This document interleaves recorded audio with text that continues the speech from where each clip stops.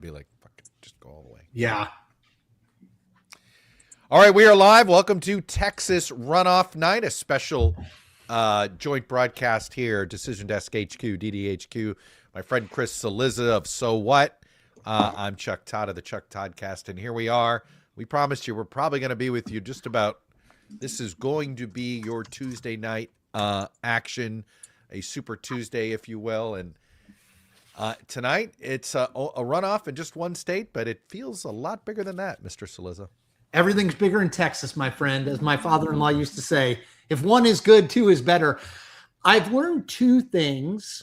One, I think I learned from Skelly. The other one I read in the Texas Tribune today that I will share with people who are tuning in. First of all, welcome. Thrilled. We try to do this virtually anytime there's a big primary night, which is basically every Tuesday going forward. Fact one that I think I learned from Skelly in Decision Desk HQ is this is the longest days between primary and runoff of any state. I mean, it's you mean the longest gap in between the votes. So round one and the runoff. Correct. So the first, I think the second might have been the first one we March did this 3rd, year. right? March, right. Yeah, it was March 3rd. They were opening night. They were our opening act. They were week we zero. Are all the way back on May 26th. I think it's like, Skelly, is it 78 days in between? 84. I mean, that is 84 days. That's why we don't go to Saliza for the math, Mr. Skelly. Yeah, we go to I you. was told there would be no math. It's like a whole other race, and so that's point one. Point two, which is just a fun, interesting fact that I should have known but didn't.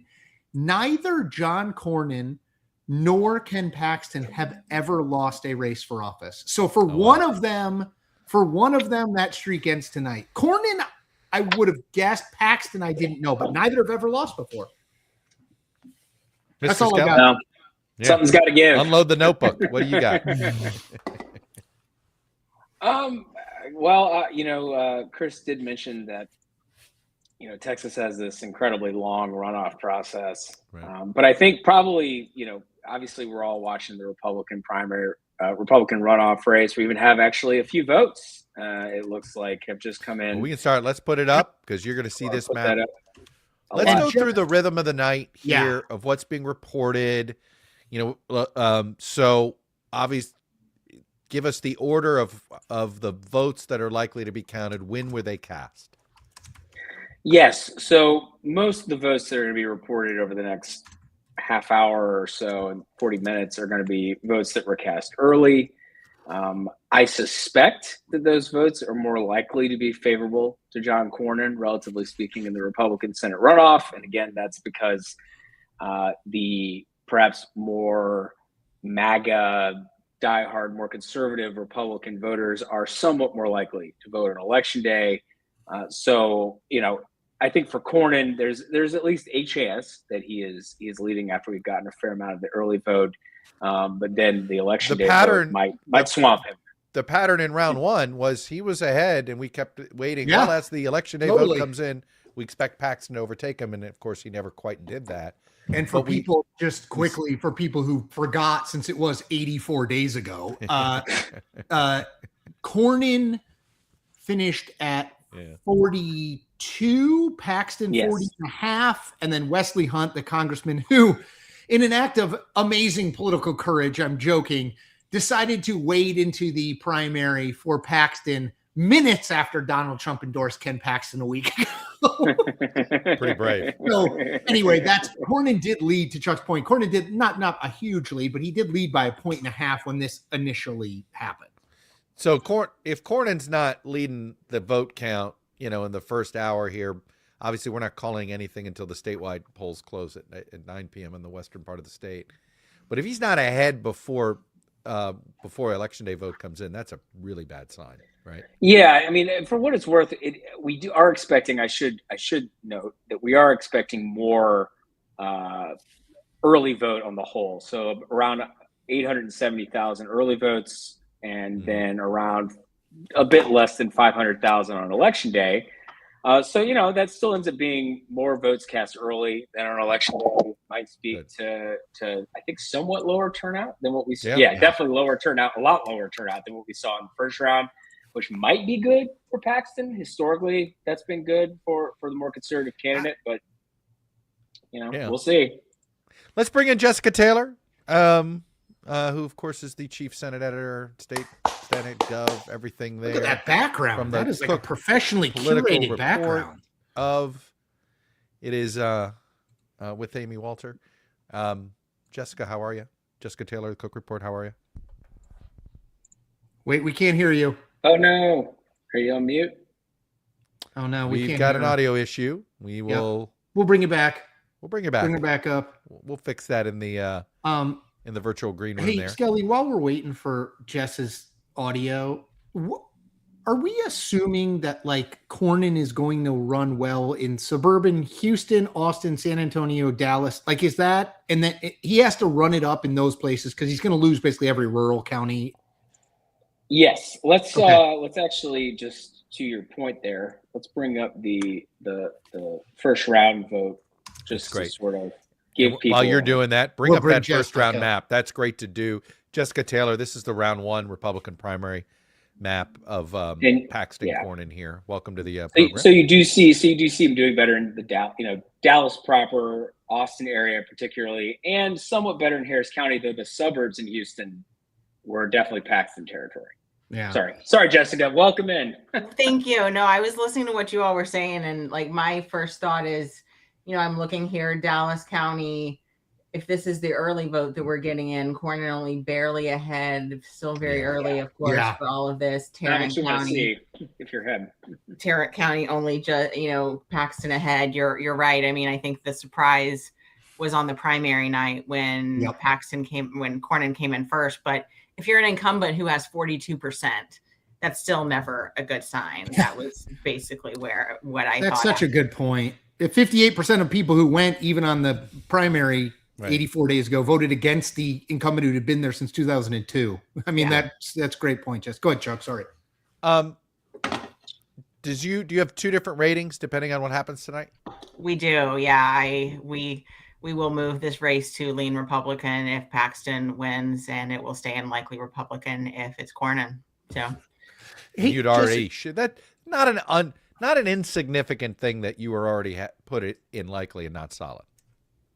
Yeah, I mean, I think that, Tallarico is obviously a good candidate. This is a bad environment for Republicans, but John Cornyn, I think, is still a solid enough candidate that if you are national Democrats, you look at this and say, is it worth spending this amount of money on someone who has outperformed in general elections before? I think they have cheaper, better races like Alaska, probably Iowa after next week if it's Turek.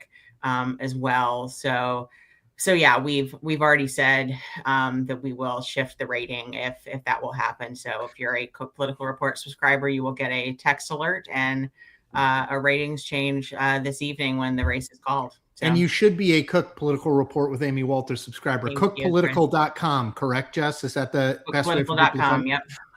2 things. I just want to make a point from the Decision Desk projection room. These are the really smart folks. I mean, Jeffrey's the face and smart, but these are the other smart folks involved. Just to the points you both were making. Tarrant County right now is Paxton plus 18. Dallas County is Cornyn plus 1. So, oh my God. You never to say it's over before it's over. But as Jessica's colleague would say, I think I've seen enough. Yeah, Wasserman homage. That's and Tarrant County had to be a better Cornyn. Yeah, he has to win in every. He's got to win a place like Fort Worth. Got to win Fort Worth. Yeah. Scully's point, he's got to win all those places because he's going to get run in every rural county. I mean, for what it's worth, in the first round, he got about 45% in Tarrant, where Fort Worth is, and Paxton got 38%. Cornyn did. So, but if you're, right now it looks like he's getting a little bit less than that with about 2/3 of the vote in, and I don't think the trends are going to be necessarily moving in his direction. No, because that's early vote, right, Jeffrey? Yeah, yes, this is early vote. That's how we got so much. Yeah, because quickly. I was expecting like there might be sort of like a Cornyn mirage that we talked to. It's exactly what we were all. Totally. I mean, we want to talk about. Talk about taking the wind out of a live stream, or anything you're doing. I think we all thought we were going to have a little Cornyn mirage for about an hour. Yeah, but this is not an encouraging sign for John Cornyn. This is going to be a quick night and the sun may on not even go Washington down. I'm on Washington Journal at 7:30, so the more sleep I can get, Yeah. better for that. Well, you may get a nice good night's sleep. We'll see what. But hey, we'll see how the races for the go. folks watching, that if this does continue the way it's progressing, Well, we got a lot of other are races. there are No, some we got a other ton races. of other Kelly races. is the most professional TV person out of all of us, Chuck. You know, Stay tuned. We're here not to waste your time. You know, in the 35th district, we've got a Democratic candidate who's said a bunch of controversial and potentially anti-Semitic things, and whether she wins could matter to whether that race. I like the Texas interesting or not. Republican AG race. Yes, In case Jessica, you're wondering, talk about that very quickly because it's got a member of Congress in it. the chief strategist from Mr. Paxton's World, Mr. Jeff Rowe, just sent me a quick text to say they think it's over themselves. Yeah. They're basically declaring victory. Jess, can you talk about that Texas AG Republican race? Because obviously Ken Paxton is the Republican Attorney General in Texas. He's vacating that job. Yeah. You have a member of Congress. Thank you, Jeffrey. You got a member of Congress. I brought that up, yeah. Yeah, I mean, I think I expected Chip Roy to be doing better here. I think when he first got in the race, I would have thought that he would have sort of been a front runner. He has the Cruz endorsement and things, but Mays Middleton comes from an oil and gas family. He's branded himself MAGA Middleton. You know, anytime you can have a little alliteration there, it certainly doesn't hurt. I think he's an up and comer in Texas politics. He sort of tried to position himself in that Paxton mold. I mean, remember, Chip Roy has gone against the president sometimes too. So, I mean, Trump did not weigh in on this contest. So I think that's why it's a little bit murkier and we haven't seen as much polling, or at least, I haven't talked as, I think that the Senate race was a clearer cut story, especially after Trump weighed in. But yeah, I mean, I'm just wondering, my bigger question is, does John Cornyn join the YOLO caucus? Cornyn YOLO. Yeah. Well, I mean, I think that's the, it's a great question. There's one of the points I was making earlier today is that Trump already lost the Senate. The question now is whether the Republicans are going to lose the Senate. Yeah. Right. Like he can't get anything right now. That's right. He's got a majority against him in the Senate between Tillis, Collins, Murkowski, Cassidy, and you throw in Todd, whether Todd Cornyn's Young, there Mitch or not. Mitch McConnell. Yeah, you got McConnell. You could Fetterman counters one. But that's it. Just one vote, yeah. Yeah, Fetterman's vote this is is only all worth Mitch McConnell's revenge, I feel like, in a way. Well said. Totally. It's sort of, But is it too little too late for him? Yeah, I was just it is. Donald Trump got 3 conservative Supreme Court justices, but so did Mitch McConnell. I mean, those are people he would have wanted to. But yes.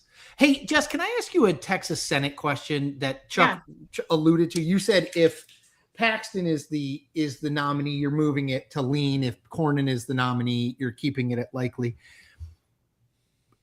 Is there a scenario you see where did you consider moving it to toss up if Paxton is the nominee? Yeah, we talked about it. I still think, that the environment, if we're in like a D+5, D+6, D+7, if we're inching up there, certainly we rarely make like kind of a 2 jump in a way. I think putting it in lean right now is where we will have it. And let's see when the general election fully engages. I mean, they have a lot of things. James Tallarico hasn't really been hit on yet. So I want to kind of see how he performs once he gets money spent against him in that regards. But I mean, listen, I also think that, when the polling we're seeing too, I mean, Tallarico is at like 45. Like I want to see him get closer to where does he inch up closer to 50? Jessica, I'm glad you said that. One of the things that I've noticed happens in races that are like this, meaning you get an overperforming candidate in a state that party normally doesn't perform as well. And you'll see this candidate sit at 45 starting in April. Right. And the candidate is at 45 in August. And the candidate is at 45 in October. Yeah. It was 45-40. They were leading in April. It was 45-44 in August. Yeah. Suddenly it's 47-44, the incumbent party.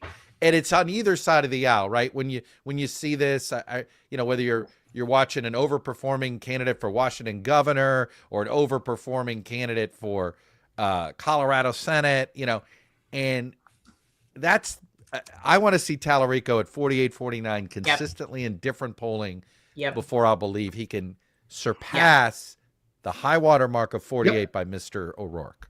And I would say to Jessica's point too, is like, the truth is he really hasn't had any sustained money spent against him on a message. Now, does Paxton raise the money he needs?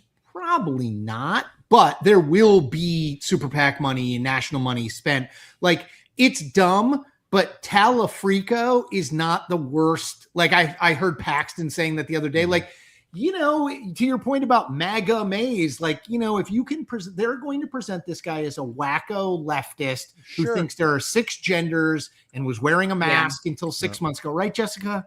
I mean, honestly, like when I saw, I think the Tallarico is actually really good. It in my head, I started singing like the Super Freak song. So Rick James.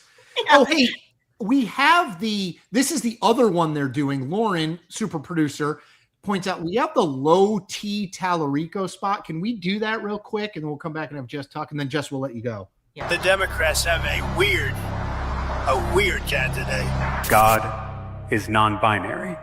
There are many more than 2 biological sexes. In fact, there are 6. It is now existential that we try to reduce our meat consumption. The American flag is such a complicated symbol for most of us. Prophetic voices like Jesus have helped me reckon with my own whiteness, my own masculinity. Our southern border should be like our front porch.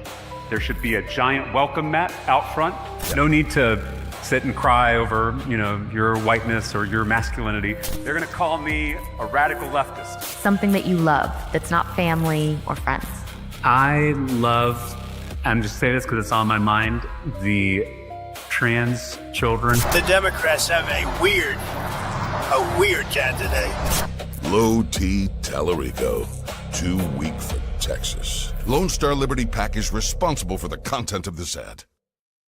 Yeah, I mean, go ahead, Jess. Yeah, I mean, you're going to see parts of that in 30-second clips. And that's again why we're not putting it in toss up yet. I think that does this move or Paxton's are those like Houston moderates, the former Bush Republicans, what did they do? That's what I'm looking at. Is Tallarico too far to them? I mean, you listen to a lot of what he says other than this. I mean, and he comes across as like, he looks like a youth pastor and he sounds like one too.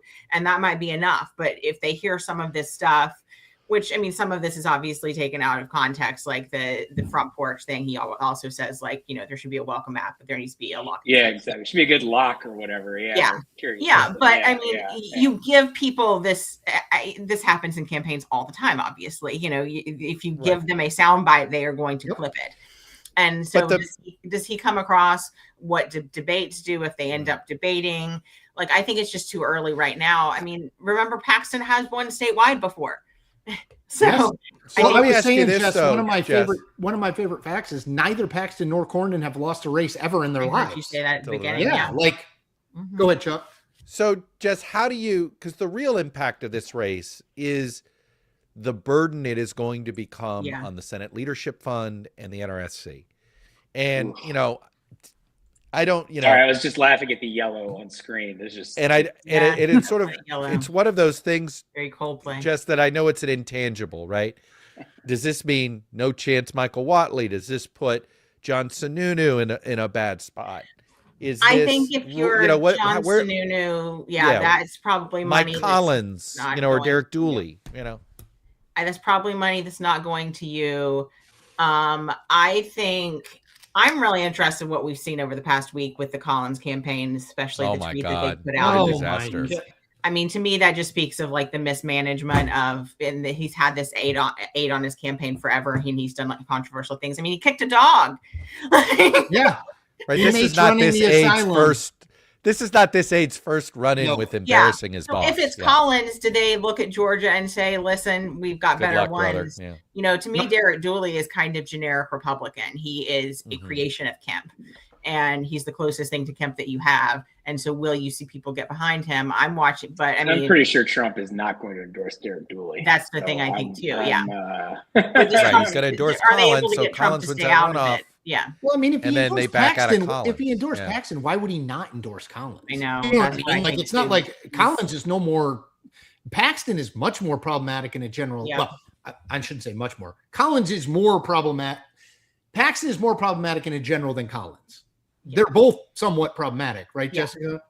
Yeah, I think so. Yeah. So the point is that it But, chips away at Paxton all has these more other baggage. races. I mean, Collins, Yeah. I think, has problems with the people around him. He has the social media posts and different things. Like, I mean, there is a House ethics investigation into him, and it stems from this aide partially too. So I'm really interested to see what happens there on June 16th on my birthday. So There it is. I get a Georgia and Alabama runoff for my birthday in 2 weeks. All right, so let's Maybe. Jess We has didn't to know what get else up we could early. get you. Jess has to We get up thought early, that so would work. watch her on C-SPAN tomorrow morning, 7:30, Washington Journal. Go to cookpolitical.com and subscribe. Trust us, it's worth your time. Jess, you, anything guys. else other than thank you for joining us as always? No, I always enjoy this every Tuesday. It's We got a bit. Yeah, we'll see it. Well, look, let's do a quick preview. Next Tuesday, we got Iowa Senate's the big one as far as your world in California Iowa governor, Senate, right? California Gov. I do Right? Gov as California well. Gov and Iowa Senate. Yeah. Yeah. Do you think Turek in Iowa? Hey man, probably? South Dakota governor, we could have a runoff in South You Dakota. could, yeah, for First time 35%. ever. Yeah, there Never could be. happened. It's never Yeah, happened. I think Turek is the favorite there. I mean, Okay. when you have almost $10 million being spent in your favor, Yeah. TV moves, especially in primary. So I do think Turek is the favorite there. Hey, So- by the way, none of us on this screen have been paid any money by Tom Steyer. No, that's true. But my God, can you imagine Although we're being probably the guy the only people, Chuck. who took 400 grand? Yeah, it's Here's what I 400 think. grand? I think this is the problem that self-funding candidates have is they have these ads, they have themselves in these ads. I mean, look at Rick Jackson, how much he spent, and he still came in second last week. Yeah. I think that there are diminishing returns when you Yeah. spend your own money. David Trone faced this in Maryland. Oh my God. Can I just tell you, it's the So best many part of watching ads. the advertisements right Constant. now between Trone and April and McLean Amy Delaney. Delaney. Oh my God, they're fantastic. This is a total sidebar if you live near us, but David Trone, whose family owns Total Wine, was a member of Congress, ran for the Senate, lost, is running again. But in his ads, the ads say re-elect David Trone. Like he's He's the incumbent. Yeah. Well, no, but it gets better. Amy Delaney voted with Donald Trump, and then in there it says 23% of the time. Yeah. Which David like Trump, everybody a votes alum. with. He's He a went to Furman alum. Furman? He gave so when I went to Furman, we were a dry campus, and David Trone gave $10 million to redo the student center, and suddenly there's a bar on campus. Oh wow, Mr. Total Wine. Supposedly what? they weren't linked, but That's why you watch our political coverage. You're not getting that kind of political analysis on Washington Journal. Yeah. Thank you, Jess. Thank you all. right, Hey, Jessica. I've got. Hey I've there. got- Can I Oh, do? yeah, I was gonna Can I tout one quick thing, Skelly? Sure. I just want people. Another reason why you should be watching Decision Desk HQ and not anywhere else is that this count, the Decision Desk HQ count in Texas, is 130,000 votes ahead of the NBC and the AP count. 130,000. Sorry, Jeffrey. Go ahead. No worries. I had some people asking a couple of questions in that sort of counties, and so I thought it'd be useful to do a couple of comparisons between this and the first round. So this is Williamson County, which has become actually a very swingy county in statewide elections. Democrats are having an all decent night in Texas, and they haven't had many of those obviously recently. But if they're competitive, they're actually winning this county outside of Austin. So Austin suburbs. And this is a place where Cornyn did quite well in the first round. But you see you see Paxton's winning 58% to 42% right now. And in the first round, I just brought it up there, Cornyn at 49% of the vote and Paxton's down at 34%. So, it's just, and you're seeing this, it seems like just not a lot going well for Cornyn if he was going to have any chance of making this interesting. By the way, we're looking at, am I right? Are we looking at about a 10% drop off in turnout from the primary to the runoff? It was about 1.8, 1.9 in the primary. If we're at, well, no. Right now, I think our estimate has us at about. You have like 1.2, right? 1.3, right? Yeah.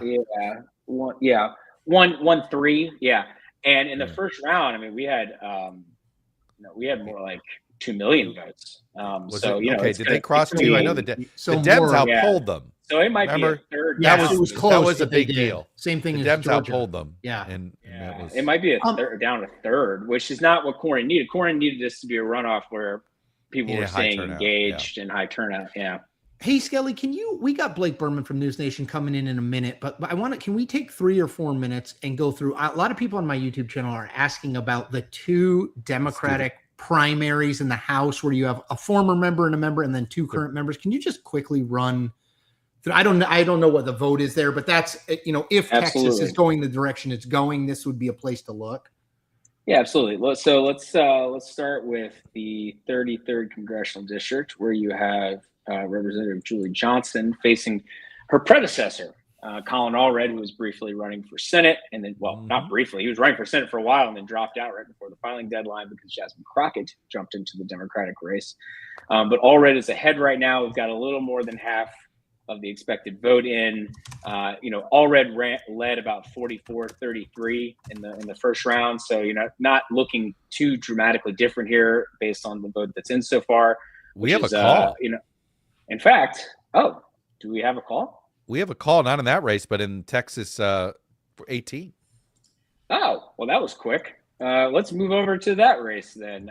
Give me 2 seconds, and I'll pull that one this up is too. where the boiler room is moving faster. Thanks. Well, hey, we just don't have as many. I mean, honestly, the big thing is we just don't have as many votes. So yes, we are in a position to project this race.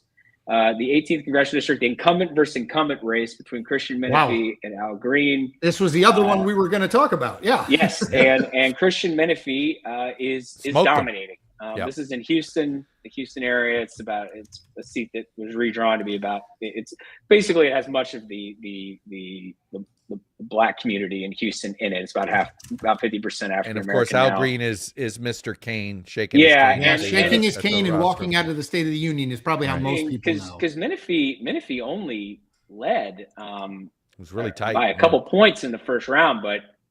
Green maybe was doing better with some more marginal primary voters who didn't show up with no Senate race at the top of the ticket.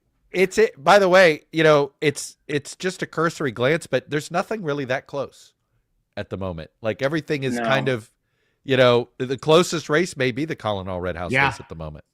And by the way, just one quick note. Oh, actually, here's a good one. Menifee, which we have not talked. We have not talked about real quick. Al Green is 78.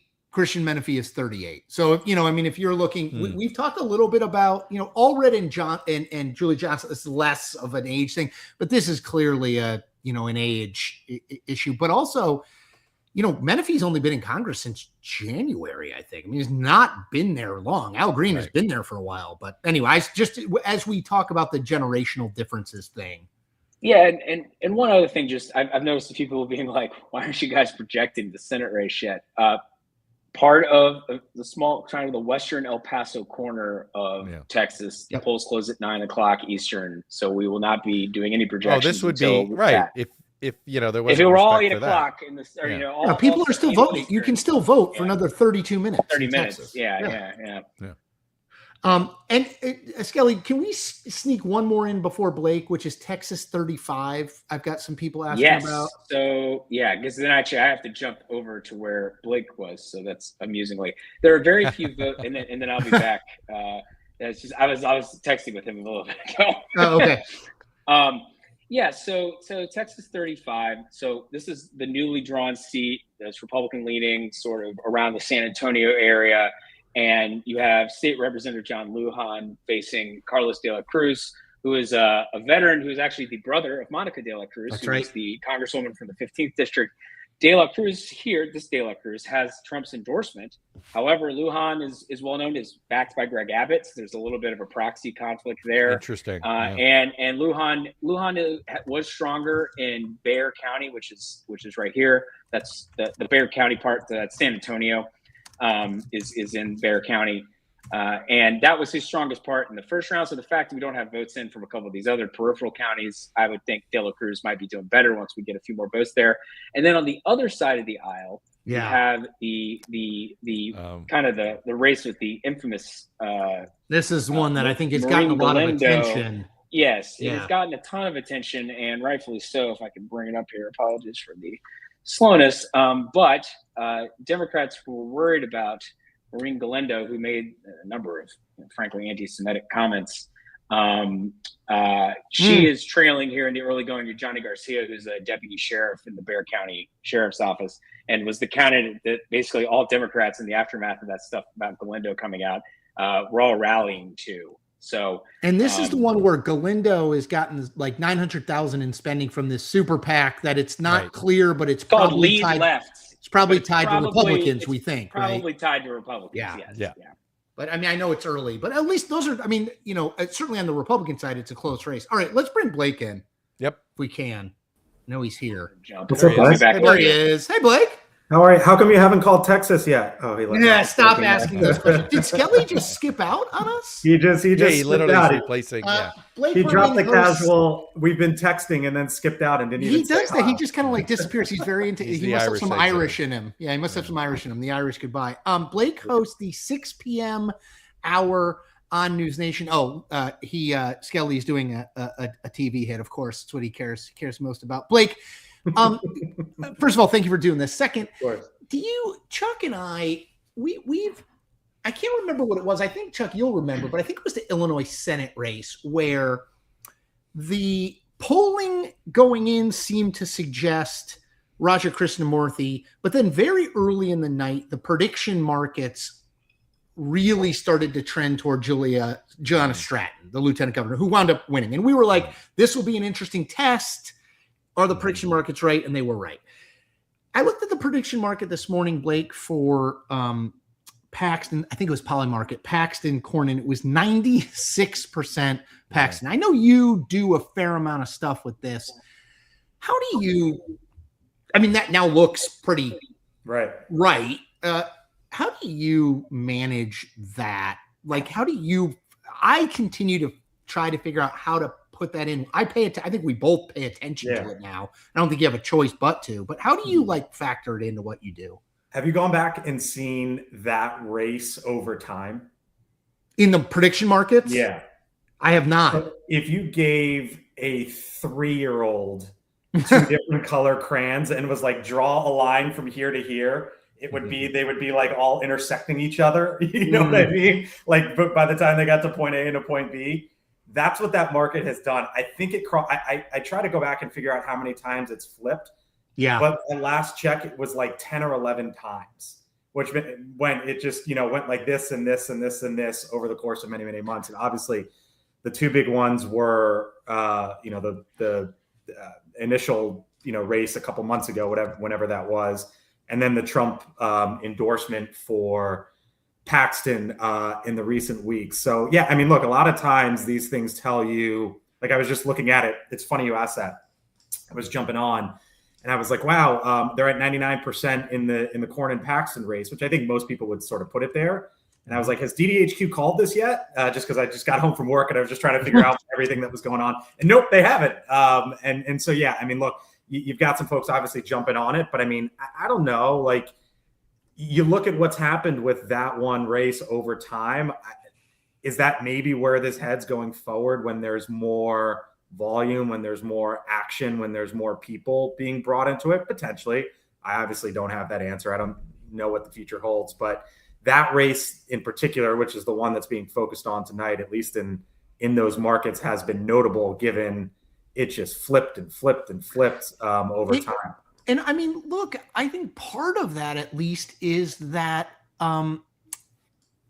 we thought, I mean, we talked about, Chuck and I were talking about this before you were on, Blake, which is like, right after the primary, when which was, obviously forever ago now, but when Cornyn overperformed, I kind of thought Trump might get in and, endorse Cornyn and try to get, either get Paxton out or move Paxton in some way, shape, or form.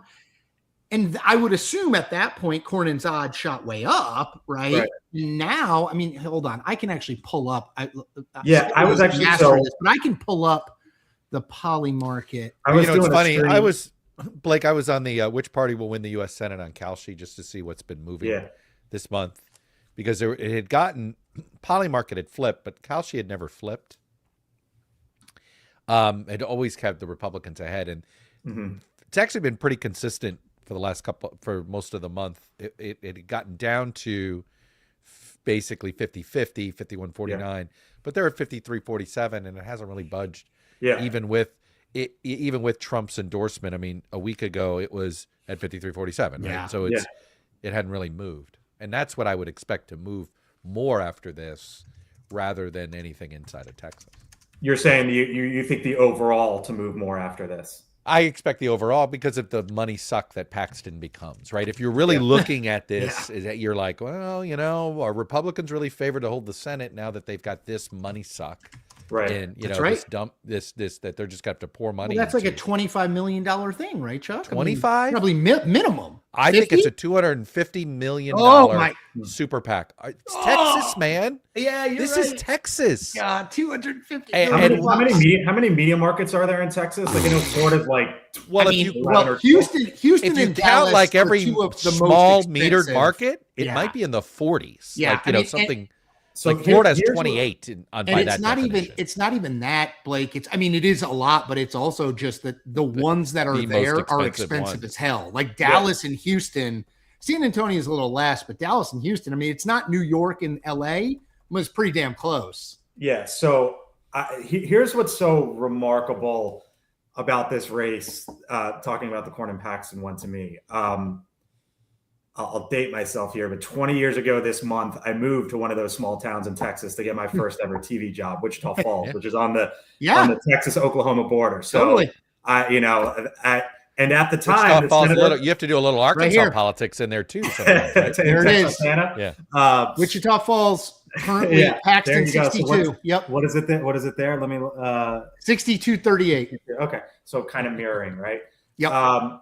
But that was 20 years, and Cornyn was there, right? 20 years ago. And you think about sort of Texas politics back then, like, George Bush, the ultimate Texan, was president. I'm not sure if you guys have, but think about like Chip Roy, right? Like Chip Roy is the conservative Republican that you would like identify as sort of Texas Republican politics. And correct me if I'm wrong, but he's on the edge, right? Yeah, right 57-43. Yeah, with 55% in. Doesn't look great.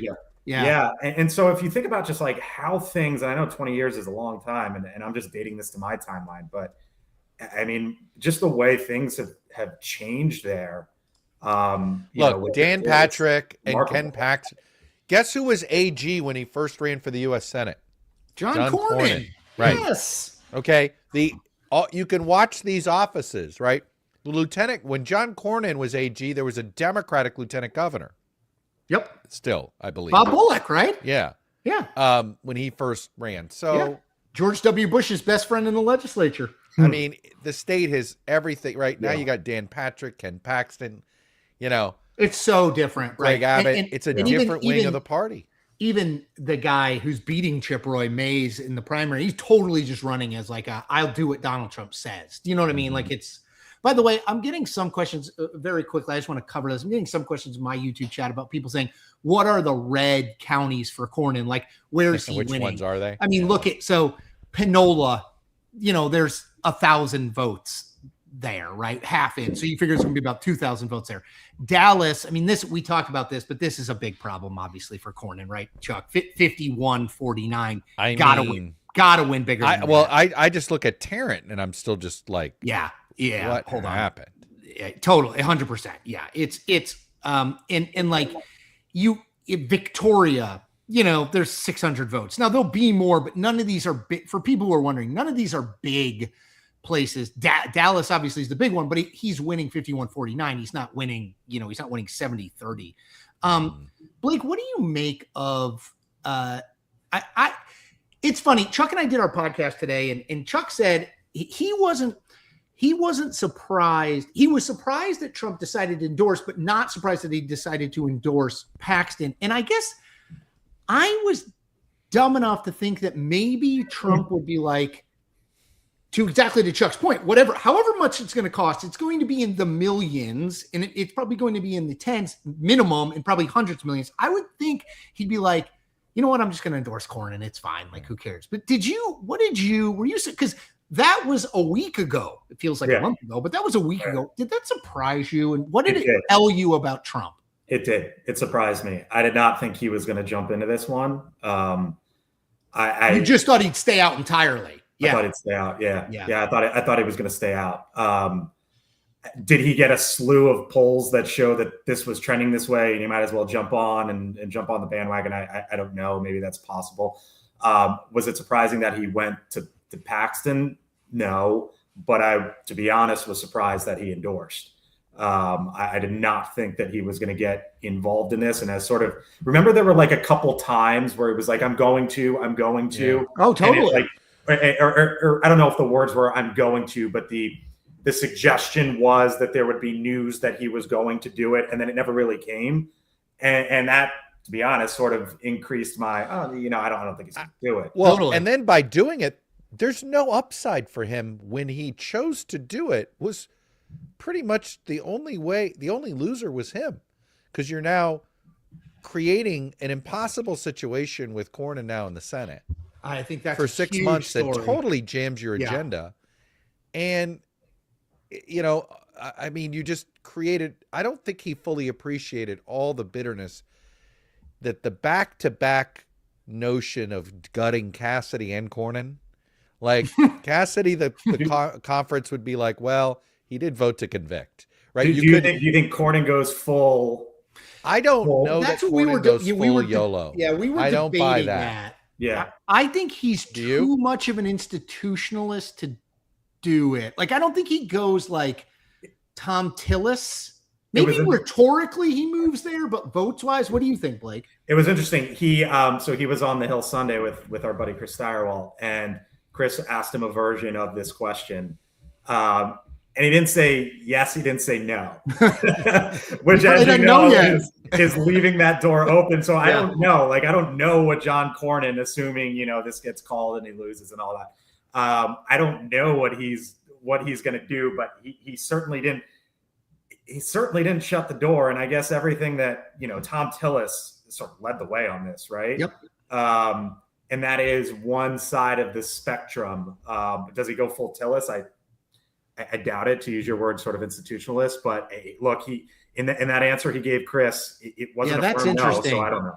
Yeah, he could have said, like, I'm a Republican. I mean, I will say I saw a quote today where somebody asked him, will you endorse Paxton if he beats you? And he said, I will support the ticket. He said Republican ticket. I was on CNN when Manu. I will support the Republican ticket. He said I said I would support the Republican ticket. So I guess that amounts. What's that support? Is that going out and saying, like, don't believe all those ads, or is that walking into a voting booth and punching his ticket and saying, I think it's that. Well, he by the way, before he said that, went off just, this is a crook, this is a horrible totally person, unelectable. Yada yada yada.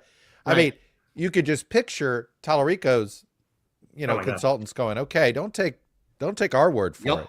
Right. Here's what Republican Senator John, the guy that's in the Senate now, here's what he said about Ken Paxton. And that's what they need, right? Now, I don't know whether it works or not. Those are the votes Tallarico needs to win.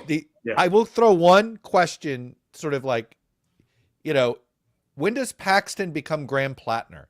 Meaning you get so much Teflon, nothing sticks at some point. It's a very good question, because he is look, just as a quick reminder on Paxton, he paid $3 million to his former aides to settle a corruption settlement. He was impeached by the Texas Republican State House, which is not full of a bunch of moderates. His wife, who is in the state Senate, posted on Twitter that they were getting a divorce because Ken Paxton had broken the biblical vows of marriage. And here we are, and I think I don't want to over or underplay it, but I will note there is more than half of the vote in. Ken Paxton is winning by 26 points. It's not particularly close at the moment. Now, there's plenty of vote out, all those things. But again, I do wonder, Blake, what do you make of that? Like, you get to like Graham Plattner, Donald Trump territory where it's the shoot someone in the middle of Fifth Avenue line. I was just about to say it's 8:45 on the dot, and at that note, I got to bounce. Okay, all right, go do your thing. Hey, but listen, but guys, I appreciate you. It's been fun. Thanks for having me on. Thanks, dude. All right, see you guys. Of course. So I do wonder about though, Chuck, like that margin. I mean, he's up 57, Power of 29. Trump. I mean, he's up almost 90,000 votes. I think we can't, it's impossible to recreate a world that Trump doesn't endorse in, right? But without Trump's endorsement, this is probably a closer race. It's a closer race, but don't you think Paxton, given what we know now, Paxton wins, right? Probably. Yeah. But it's probably a closer race. There's no way anybody had a poll showing 62-37. Oh, hell no. Now, I think Trump's endorsement, probably ended enthusiasm for Cornyn. I mean, it just takes the wind out of the sails, especially at this moment where, people pay a little bit more attention to politics and the zeitgeist of what's happening. Oh, this is going to be a blowout. Oh, this isn't going to be competitive anymore. I actually do think people pick up on this now. Yeah. Particularly if you were thinking about voting in a runoff, you're paying a little bit more attention because you happen to know there's a runoff. Yeah. No, yeah, totally agree. Let's bring in Armin Thomas of Split Ticket, I believe. Hey, man. He had a poll that had you of course, Armin, had a poll that showed this 62-37, didn't you? Maybe. I mean, what we're seeing is, I think, defying the vast majority of expectations that most people had about this race, right? Most people thought that it was going to be close because runoffs tend to have higher propensity turnouts, and people think higher propensity equals more moderate. But again, this is what happens when everybody pays attention to Democratic politics, because on the Democratic side, that unambiguously tends to be true. Whereas on the Republican side, higher propensity in Texas means you get the really, really plugged in people. And if you've seen the discourse among Twitter Republicans from Texas, they have hated John Cornyn for a while now for months. You're totally right. It is remarkable the level of distrust. I wonder, Armin, what does it go back to? Does it go back to does it go further? I know we trace it back to him saying in 2023, I think Trump's done and the party needs to move on. But remember, he was involved in the bipartisan gun legislation. What do we know? Isn't it guns and immigration, right? Yeah. I think he really pissed off the base on both those issues. And it's interesting you say that, because if you look at the down ballot race for railroad commissioner as well, that's another instance of the establishment versus far right proxy war. And Beau French, who I just pulled it up. Beau French, who called Jim Wright, his opponent, Jihadi Jim, because he wants to institute Sharia law in Texas, however one does that. If you look at the counties where he's doing the best, those are in those exurban, dark MAGA counties, right? Especially around Dallas, especially around Houston. Right in here. Right? And so those areas, right, and French is in all likelihood probably going to win. Cornyn is definitely being targeted with the same brush as all of those quote unquote establishment Republicans, right? Those are dictator margins coming out of those Houston areas. Yeah. Kim Jong-un shooting an 18 on 18 holes. Skelly, you want to jump in? Welcome back. Yeah, no, I think I think Armin was hitting the nail on the head there. I mean, you see Cornyn just struggling in an environment where it's lower turnout, probably a more conservative electorate relative to what we saw in the higher profile March 3rd primary, where you had more races, more attention. You also had the Democratic race that was garnering a lot of notice, and there may have even been some Republican voters who noticed the Democrats had this stuff going on and didn't like the candidates, and so they were like, well, maybe make sure to vote in the primary on the Republican side. And then clearly a lot of people did not show up who voted in that first round because, holy cow. Skelly, when you were off, we were just talking about, and Armin, do you guys look at this stuff really closely? Does this mean that when we look at this margin, it's 63-37 right now. I know 55% in, but does this mean that this was always going to be Paxton? Yes. I could have told you 3 months ago in a runoff, I would have picked Paxton to win by at least 10. Even if Trump endorsed Cornyn, I think Paxton would still win, right? If you remember in 2024, that would have been interesting, though. You mean right? Last Tuesday, Trump endorses Cornyn. These numbers suggest you think Paxton wins. Go ahead. We interrupted you. Go. Yeah, right. So in 2024, I don't know if you were following in Texas, but there was a very public fight about public school funding versus school vouchers. And Trump made a big movement to primary basically all of the pro-public school. Well, Abbott did. This is the Abbott primary. Abbott, right? yes, sorry. Yeah. Okay. And that included the State House Speaker, Dade Phelan. And Trump endorsed the guy against Dade Phelan. And Dade Phelan still pulled it out anyway in a very, very Trumpy part of the state, right? And so I tell people, go through a runoff, though, didn't he? I think it did. And I remember him. I think it did. And him surviving the runoff was a bit of a surprise, actually. And so what I've told people, right, is that Texas is not necessarily a state like Ohio or Florida or one of those places where Trump has completely remade the GOP's brand of anti-establishment, far-right Aryanism, right? Like Texas has been doing this whole right-wing insurgent thing for years now, right? Going all the way back to the Tea Party. And, you know, sometimes that maps onto Trump versus anti-Trump, but in this particular case, it does not necessarily do that. Well, this is the same, this is the same state that produced this odd, what was it, 2 cycles ago that the state house was a joint cross-partisan majority between Democrats and basically urban Republicans. Yeah. The legislative politics in Texas are very, very, very interesting. You could argue it's a 3-party state at the moment, right? Yeah. With the largest party being this sort of anti-establishment populist right. You're definitely seeing some of that playing out similarly to other really solid red states like West Virginia and Idaho and, even Utah as well, where you have the establishment Republicans and then your 3% militia, out there types. Yeah. This one it's the out there types have a little more traction in Texas. Yeah. Yeah, it's true. It is remarkable. Chuck and I, as the oldsters on this, I will note, I remember, Cornyn in 2002, it was like, he's the conservative. Now, I know it was 20 years ago, but it does speak to, Armin makes such a good point. It's like, Twitter isn't real life, but I do look at it, and I was unbelievable. Anytime I tweeted about the Texas Senate race, there would just be like 50 people being like, Cornyn's a rhino, we need to get rid of him. It's like, it's a very interesting, like, that progression is fascinating to me. Because if you told me John Cornyn's going to lose a primary, I'd be like, how? Look, they're playing with fire near propane. Okay. At some point, going this far to the right is going to produce a Democratic victory. It may be. I don't know if this it's November, this time. Chuck. Right. I don't know if it's this time. I think I think this governor's race is going to be under 5 points.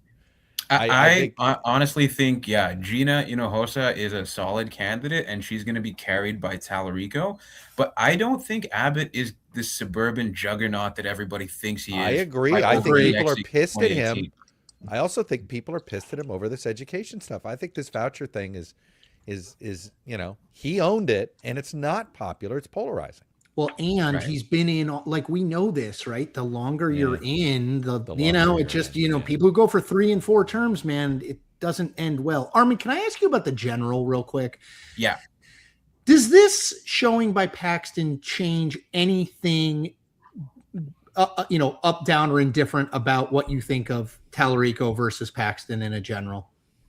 Well, I think it shows that Paxton has a very dedicated base of supporters who would basically follow him off a cliff if he told them to.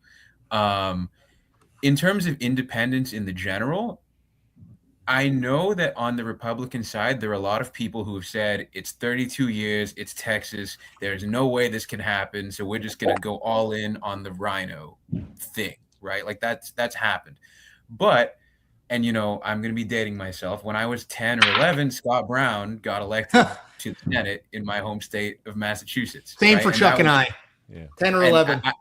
I remember my parents at the time talking about how unthinkable that was at the beginning because of, campaigns produce weird things, right? And eventually, heuristics work for judging elections until they don't. So it's funny you say that, because this has been my issue with Paxton, and the reason why I was not I was pretty confident Paxton was going to win this runoff, but you're like, he's not running a good race. His messaging's not great. Underfunded. Right. He's underfunded. Right. Well, his messaging is great for Republicans, to be very clear. For the certain flavor of Republicans. Yeah, for the Yeah. MAGA runoff tier Yes. Republicans, it's catnip.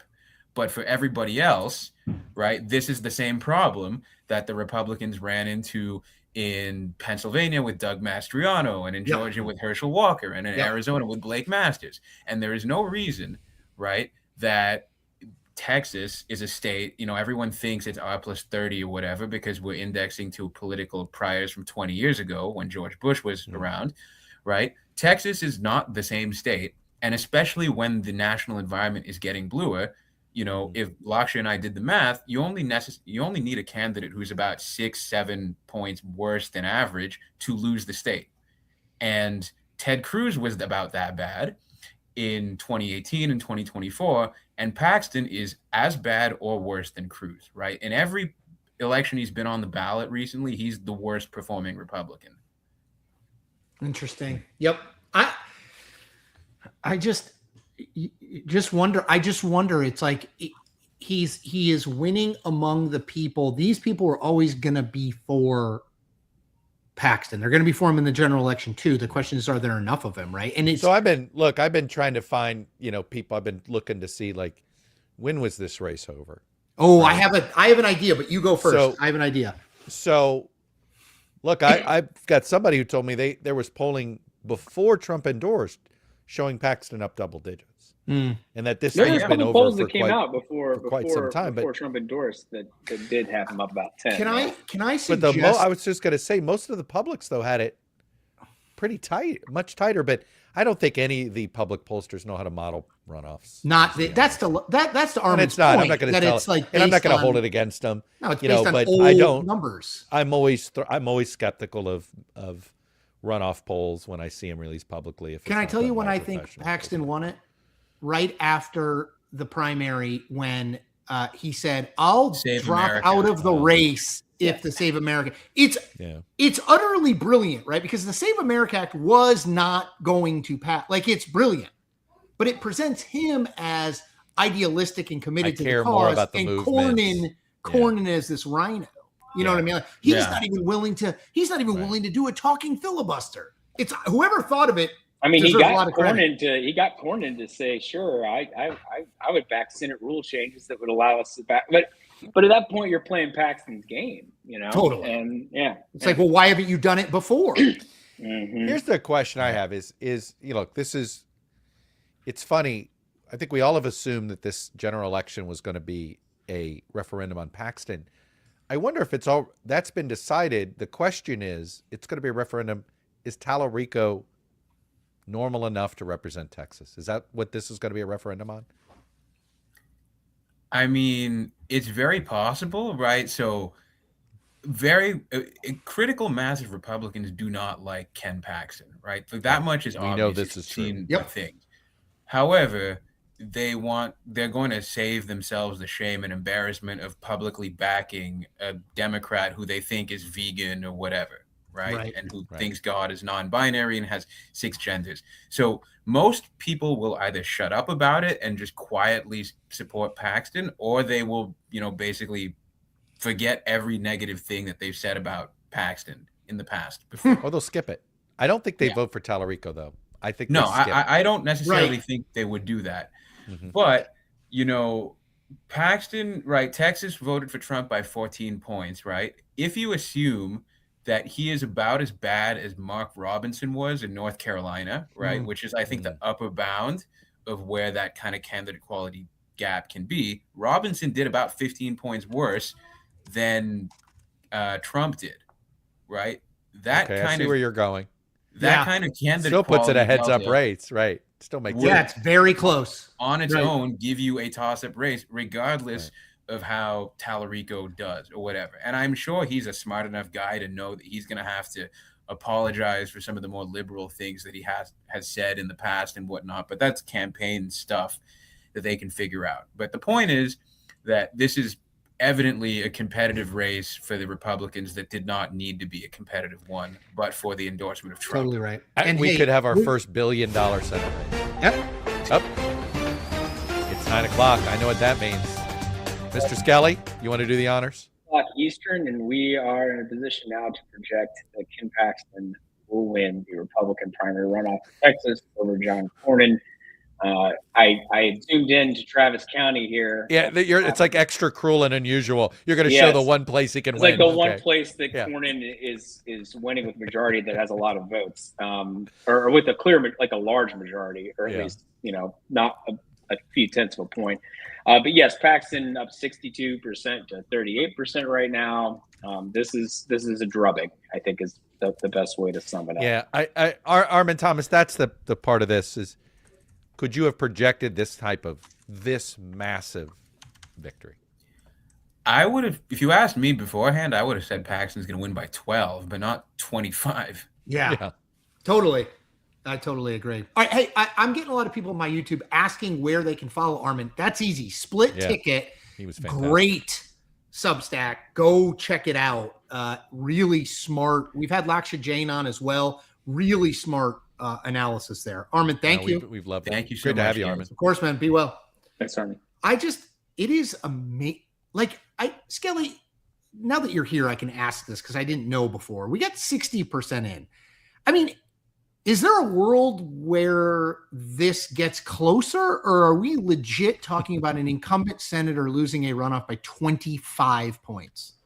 I mean, I don't think it's going to get closer. Okay. We know that Paxton is one. Paxton is one. I'm just asking about margin. Oh, sure. No. I know. I'm agreeing with you. I think, the problem is as we get some of these election day votes in, I have to imagine those would even be friendlier to Paxton. So who's to say that this isn't going to get closer to 30 by the time we get a little bit more in? Wow. Golly. Well, this is actually a good time to sneak in a break. So let's sneak in a break. That's right. We've got some advertising brought to you by Ethos. And what Ethos does is it helps you find life insurance. Let me tell you why life insurance bailed me out. My father died when I was 16. We didn't have a lot of money when it happened. And we were in a pretty tough financial spot after it happened. I'm an only child. Suddenly my mother's single and we were struggling. And, my dad didn't leave us in the best financial situation, but he did make one purchase. He bought a life insurance policy. Wasn't a huge chunk of change. Okay. But it was enough when we found it. And when I say we found it, meaning we went through his desk and we found, oh, look at this. Let's see if there's anything here. And it helped us out at a time that we really needed it. And that's why I think it's important that if you can, especially if you have young children, if you can get life insurance, you should get it. So what does Ethos do? Well, Ethos makes getting life insurance fast and easy, and it's 100% online. You can get a quote in seconds, you can apply in minutes, and you can get same-day coverage. They will find you the right fit. There's no medical exam. You just answer a few simple health questions online. You can get up to $3 million in coverage, and some policies are as low as $30 a month. And you'll get your lowest rate from their network of trusted carriers. So take 10 minutes to get covered today with life insurance through Ethos. Get your free quote at ethos.com/Chuck. That's right. That is ethos.com/Chuck. Application times may vary and rates may vary. There you go. I tossed to myself. Done. There you go. I should have double checked that I was tossing myself and at least let you know I was tossing to myself. The good news is I was watching to see, do we lose viewers or do we gain viewers during advertisement? We didn't lose viewers. So that's Chuck, good. that was you throwing to yourself was like Trump negotiating a deal with himself and the IRS. Right, but he'd never do something like that. Speaking of negotiating with a former position that I used to hold, let's bring in my friend and your friend, Kurt Beto, the editor-in-chief of the Hey. There he is. Hey, guys. Just in time. Kurt. Well, we were talking about the drubbing. I don't think anybody had a 25 to 30 point blowout. I mean, this is like watching the Knicks close out a series these days. Golly. How about a trigger warning there, Chuck, for the poor Cavs fans? Jeez. Sorry, Kurt, go ahead. You trade for James Harden, you're going to about get this while Game 5's going on right now between the Spurs and the Thunder. The real competitive battle for Texas right now going on in the KC.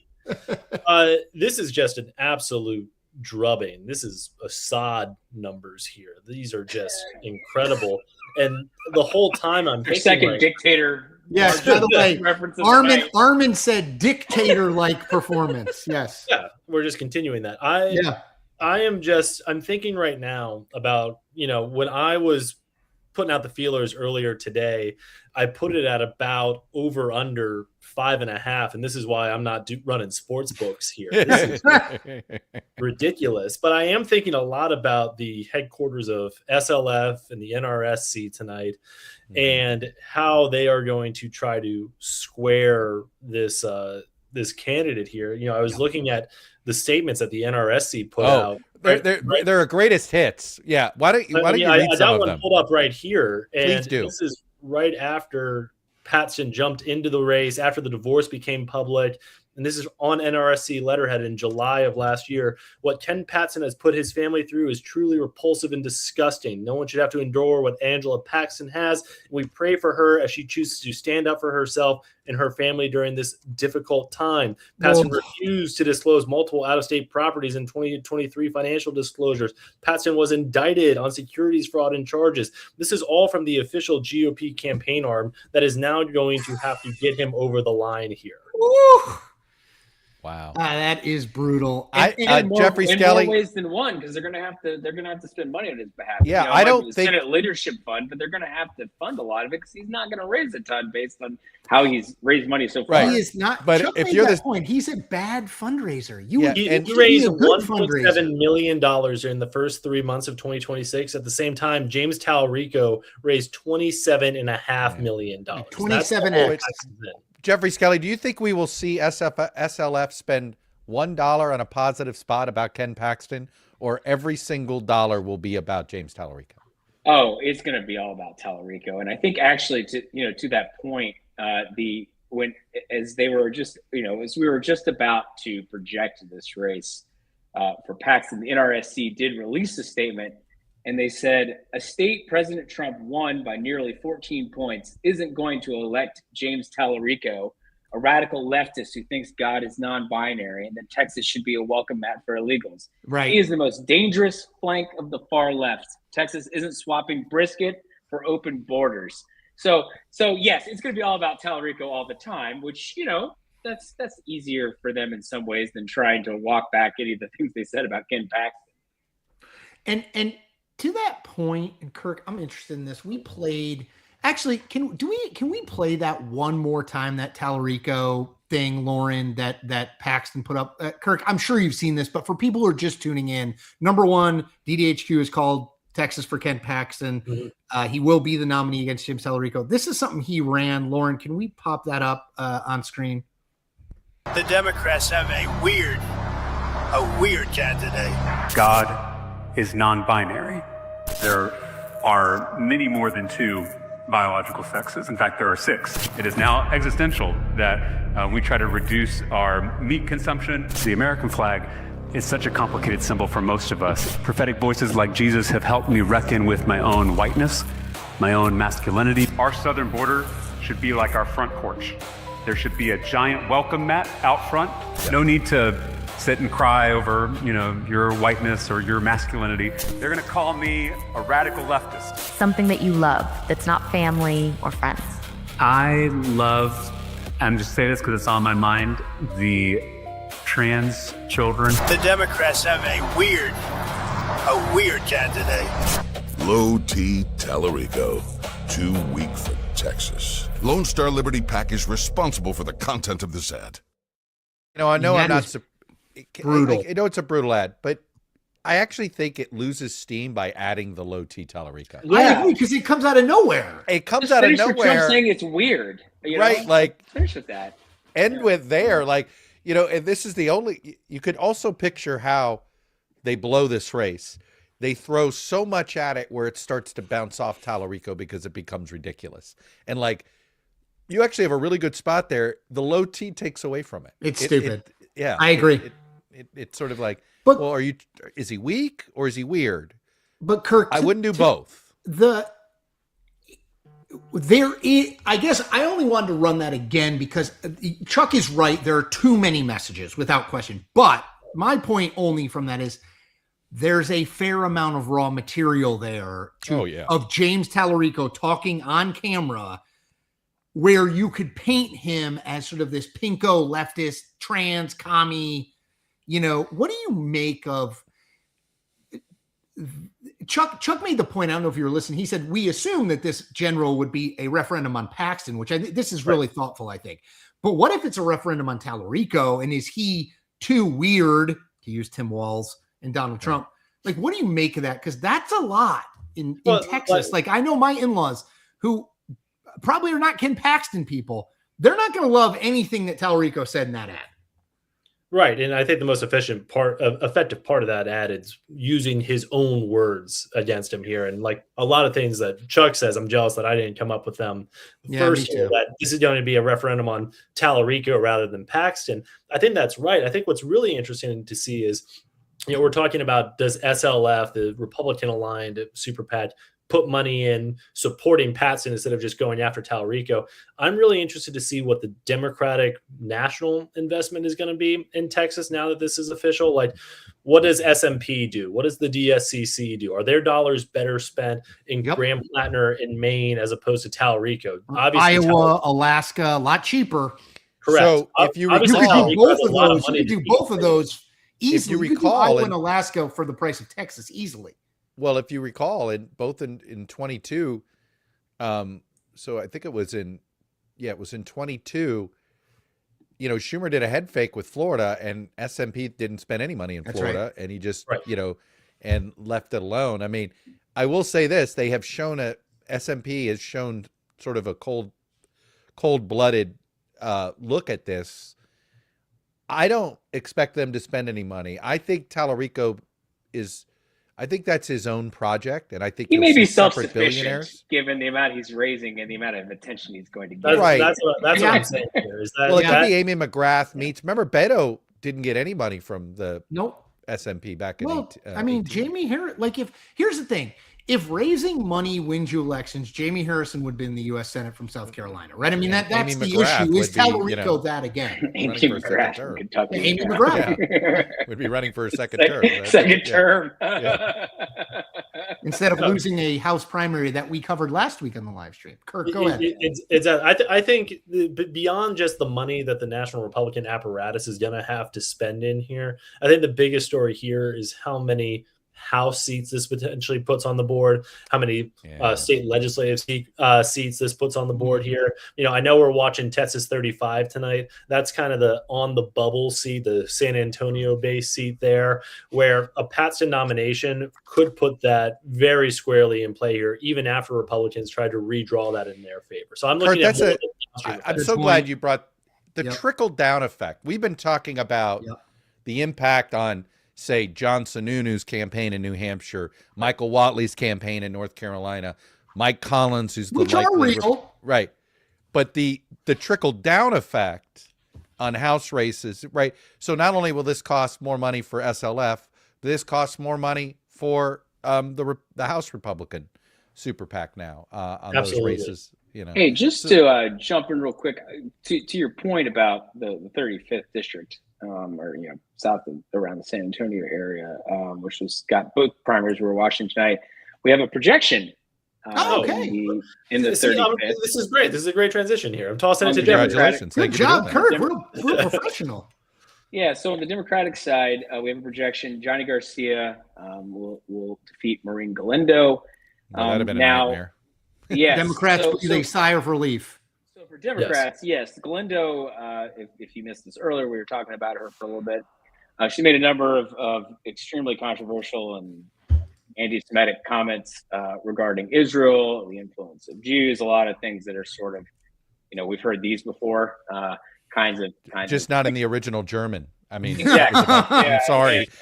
That's the one time that phrase really works. Totally right. Yeah. So Democrats pretty much unified, like Democratic Party, machinery and groups and whatnot, all rallied to Garcia, who is running as a blue dog. He's running as a moderate. Galindo running much more as an out and out progressive. But you had figures like Alexandria Ocasio-Cortez coming in and endorsing Garcia in the aftermath of Galindo's comments. So I think Democrats are feeling like, well, we avoided one there. Oh, and obviously Johnny Garcia is their best chance to flip that seat. But as the night progresses, I don't know how you guys are projecting the Republican race there, but it's interesting there where Donald Trump endorsed Carlos de la Cruz, Greg Abbott endorsed John Lujan, the state legislator there. Yep. So I think that's an interesting dynamic.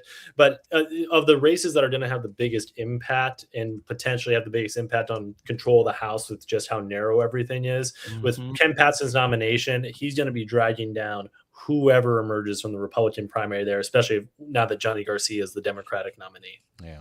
I think that's a great point. I mean, that's the thing. We focus so much on the top, and even on the Senate impact on other races. But the in-state impact is huge. Yeah, and look, Abbott has a ton of money, and everybody wondered, is he going to be able to spend it all? Guess what? He's now going to have to spend a lot of it.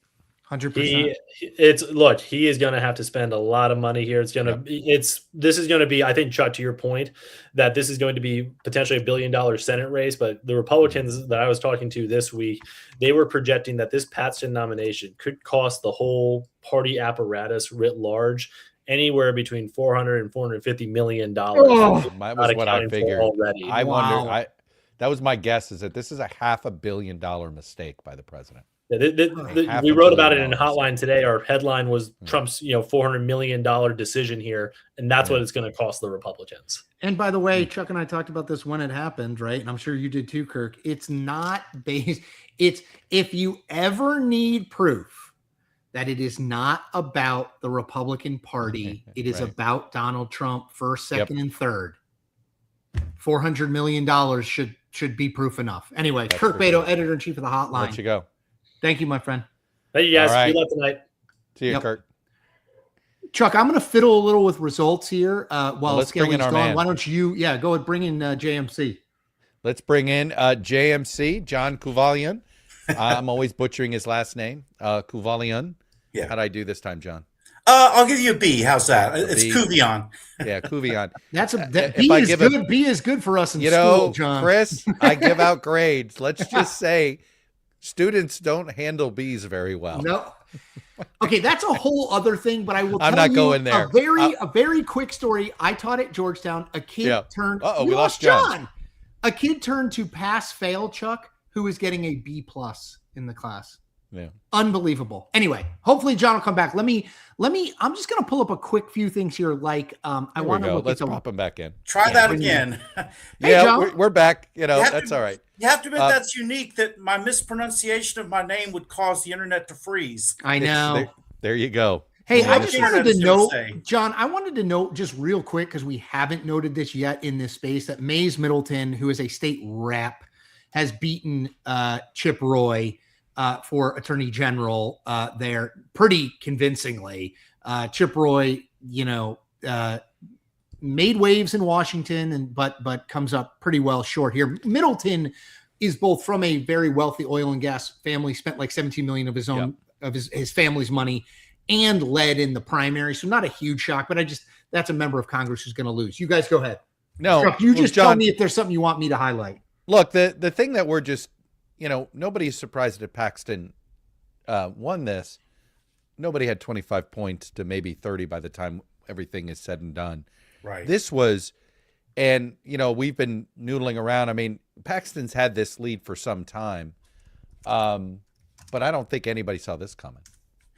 Well, the thing about it that was interesting was about a year ago, I was figuring that my own Senator Bill Cassidy and John Cornyn were going to be the two most endangered Republican incumbents of those running for re-election. And a couple of similarities I saw between the two, and I'm not talking about the impeachment vote, but with Bill Cassidy, one of the things I was noticing from my polls going all the way back a year ago, he kind of hovered around 25% the whole time, but I never saw him improve.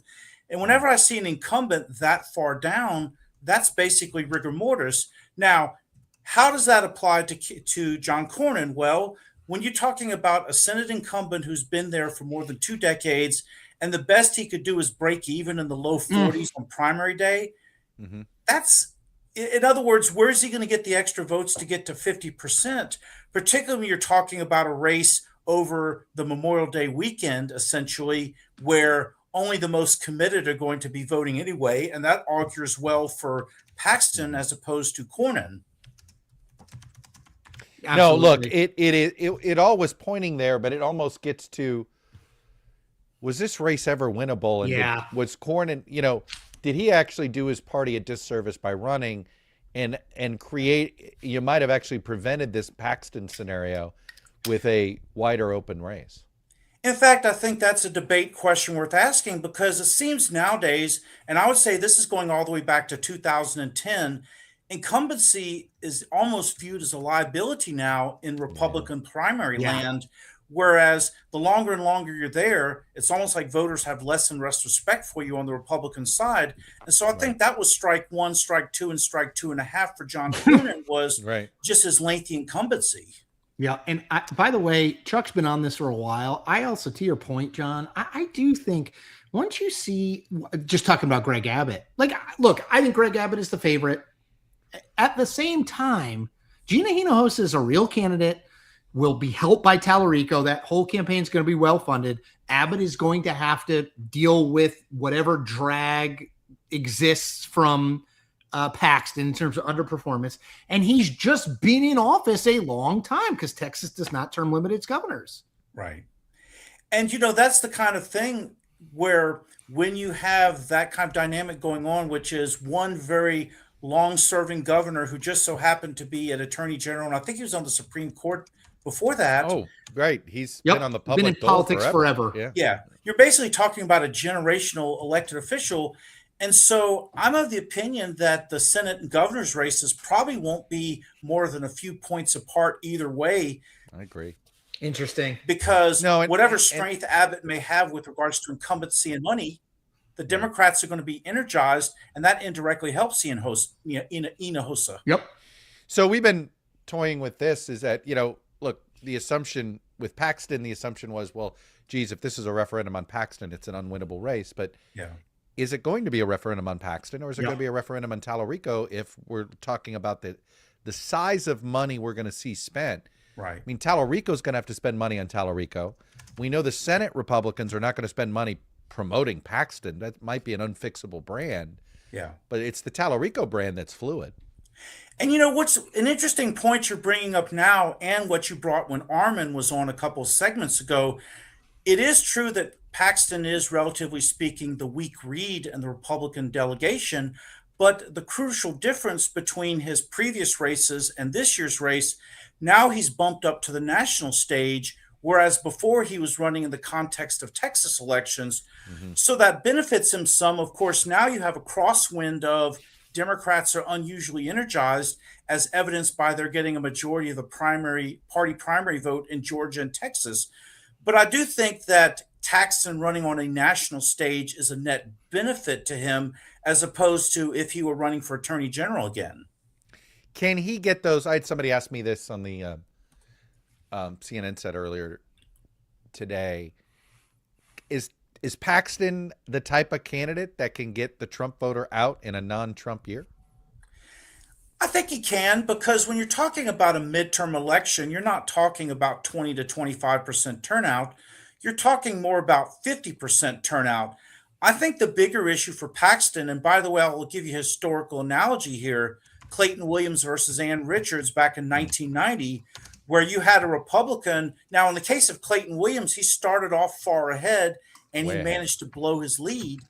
This time, what you have is there are substantial doubts about whether Paxton can get across the finish line, but a 63%, and that's probably going to climb a few more points, but a 63% victory is certainly nothing to sneeze at, number one.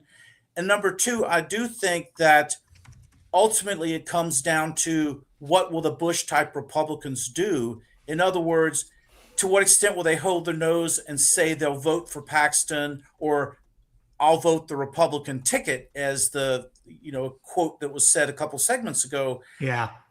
That dynamic in places like Williamson and Denton and Collin and Fort Bend and Brazoria, that to me is the ball game right there. And I just pulled the map here. Obviously you can figure this out. Paxton is yellow, Cornyn is red. That is why the race is over. But I do wonder, John, about, hold on, let me get on the right screen here. Even in like Dallas County, like 51-49 in Travis, which is Austin.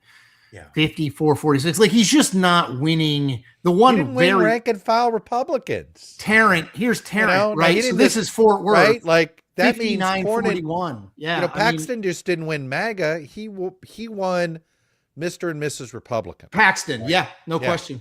You don't win 63% Yeah. with winning just the MAGA base, right? Right. And actually, an interesting statistic towards what y'all are talking about.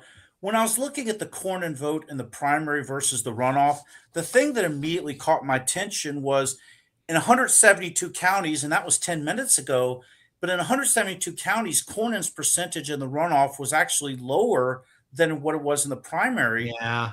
So basically, he got what he was going to get in the primary, number one, and number two, with this being a Memorial Day-esque election, that probably cost Cornyn a couple points. Well, I'm glad you point what you get what you're going to get, because this is my theory on the Tallarico poll numbers right now. Is that Tallarico's 45 is a very informed 45, and it's not much left for him to get. Versus if you look at those undecideds in the 45-44 matchups, 46-45 matchups with Paxton, that my guess is those folks have a higher view of Donald Trump than the average set of undecided voters. Yeah. Yep. And what's interesting about that is not just what Tallarico is getting now, but if basically that's a ceiling, kind of like what we saw happen in the J.D. Vance race against Tim Ryan, where it was always 44-45. Tim Ryan was starting in the mid to upper 40s. Yeah. That was great in May, but it stayed that way throughout the summer and fall. And so and the other thing too about Tallarico is you figure that everything bad and negative that has been said about Ken Paxton has already been said. But the one thing about Tallarico is now that it's a clear mono-a-mono race, what gimmick will he have relative to what Beto O'Rourke did in 2018? In other words, is he going to go visit all counties? Is he going to do, let's say, work days like Bob Graham used to?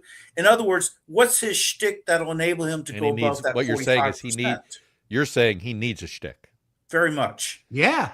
And it can't be, and we've talked about this, it can't be the character that tomorrow morning Republicans will begin to make of him, right? Which is this, right. God has 6 genders, I love trans kids, et cetera, et cetera. Like, he is going to face an absolute wall of advertising, because let's be honest, what's the positive Ken Paxton message, right? Like, where do you go to like make it? They're not going to rehabilitate Ken Paxton. I think they're just going to try to destroy Tallarico, right? 90% destroy Tallarico.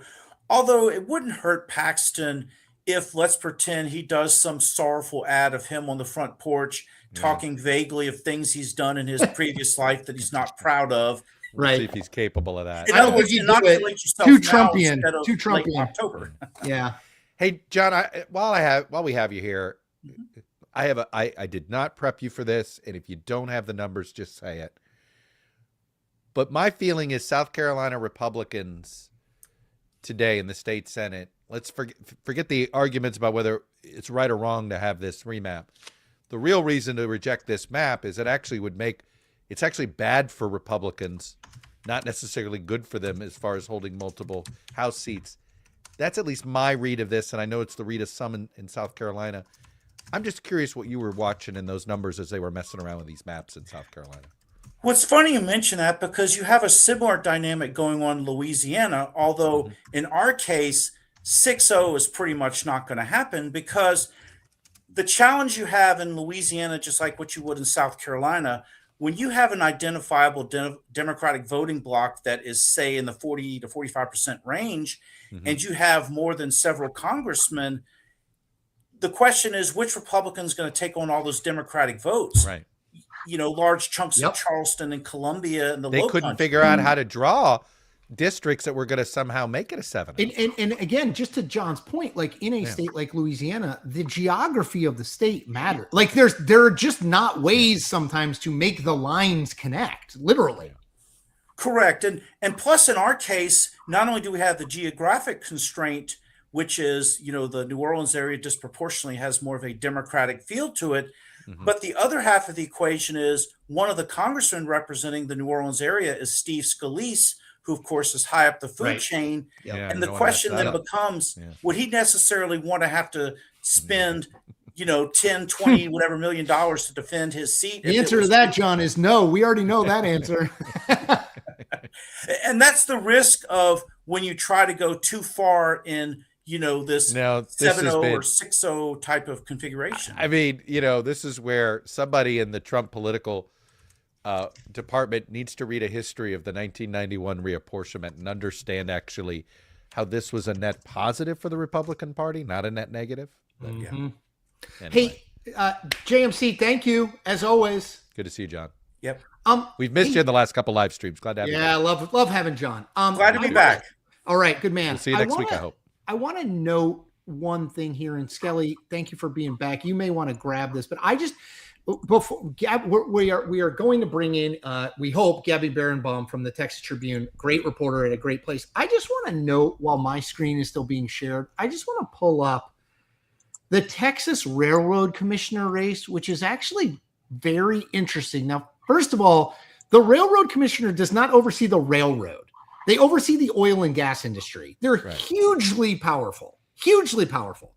The person who is winning now, this is close, right? Beau French. I think Lauren has some Beau French sound. Let's just play that real quick. I'm Beau French. You might know me because for the last 2 years, I've been the chairman of the Republican Party in the largest red county in America. I've been the leading elected official in Texas defending our culture against the invasion of radical Islam.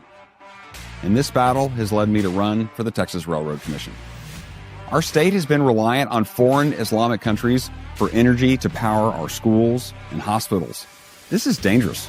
Texas has abundant oil, uranium, lithium, and more, all critical minerals to our mission for Texas energy independence. Texas energy should begin and end in our state, and we should never place our safety in the hands of foreign nationals whose way of life contradicts our own. The Texas miracle is your birthright. My opponent wants to give it away to foreign adversaries for nothing. We need someone who is dedicated to the America First agenda governing this industry. This industry is too critical to our national defense. We need someone who will never back down to radical Islam. And that's why I'm running. Support me for Texas Railroad Commissioner.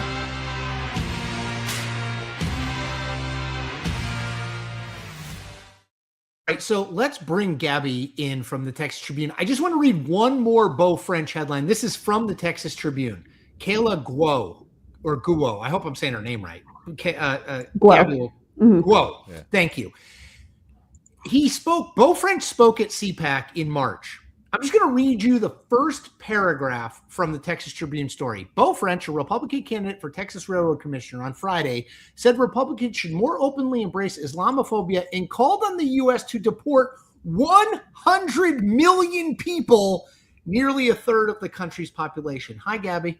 Hey, I already knew where you were going the minute you said quote from CPAC. Yeah, this is Railroad Commissioner underratedly interesting race here. And the Democratic candidate on the other side, John Rosenthal, is like a pretty normie. He's an engineer, state rep from Houston. And so if Beau French advances, this could, I think, seriously be one to watch, especially if the Senate race is close and if Talarico's a rising tide that lifts all boats. I would keep an eye on this one for sure. Well, it's been since 1994 since Democrats have elected anybody statewide to anything, and it was Gary Morrow back at Land Commissioner. Sounds like, Gabby, you think with all the stars are aligning here, there's got to be one statewide race Democrats break through, given that it looks like this board is as playable as they've had it, frankly, since, I guess, 2002. I mean, I think it's their best shot, certainly since 2018, and maybe all the way back. It's still Texas, right? I mean, I think the Republicans are favored in every race. I think that's important to say. I did see Cook moved their model from likely to lean Republican now that Paxton is in there, so that's meaningful. But I certainly think if you're a Democrat, if you're James Talarico, like this is probably the ideal outcome that you were hoping for. Gabby, I'll pull up the Senate election. I just wanted to note, Railroad Commissioner on the Republican side not called yet, but I mean, it's trending. Look, it's the closest race left. Yeah, So let me pull up Texas Senate here, Gabby. We've asked everybody this, but you're there, or you're closer to all of this. Are you surprised I mean, this is a technical term. This is a gigantic ass whipping. I mean, it's just there's just no other way to put it. Right? I mean, does that surprise you that it's this big a margin? Did you expect Paxton? If we said 2 days ago Gabby was going to win, what would you have said? And then what do you make of this margin? I'm definitely a little surprised. I thought he was going to win by like 10. I thought that the early vote looked decent for Cornyn. The fact that there was like strong early vote turnout in the urban counties where Cornyn did well in the primary, I thought maybe that was an indicator that it would, Paxton would still win because of just how runoffs favor the more conservative candidate, that the Hunt voters were going to break for him, the Trump endorsement, et cetera. But I think this is, truly puts it to bed.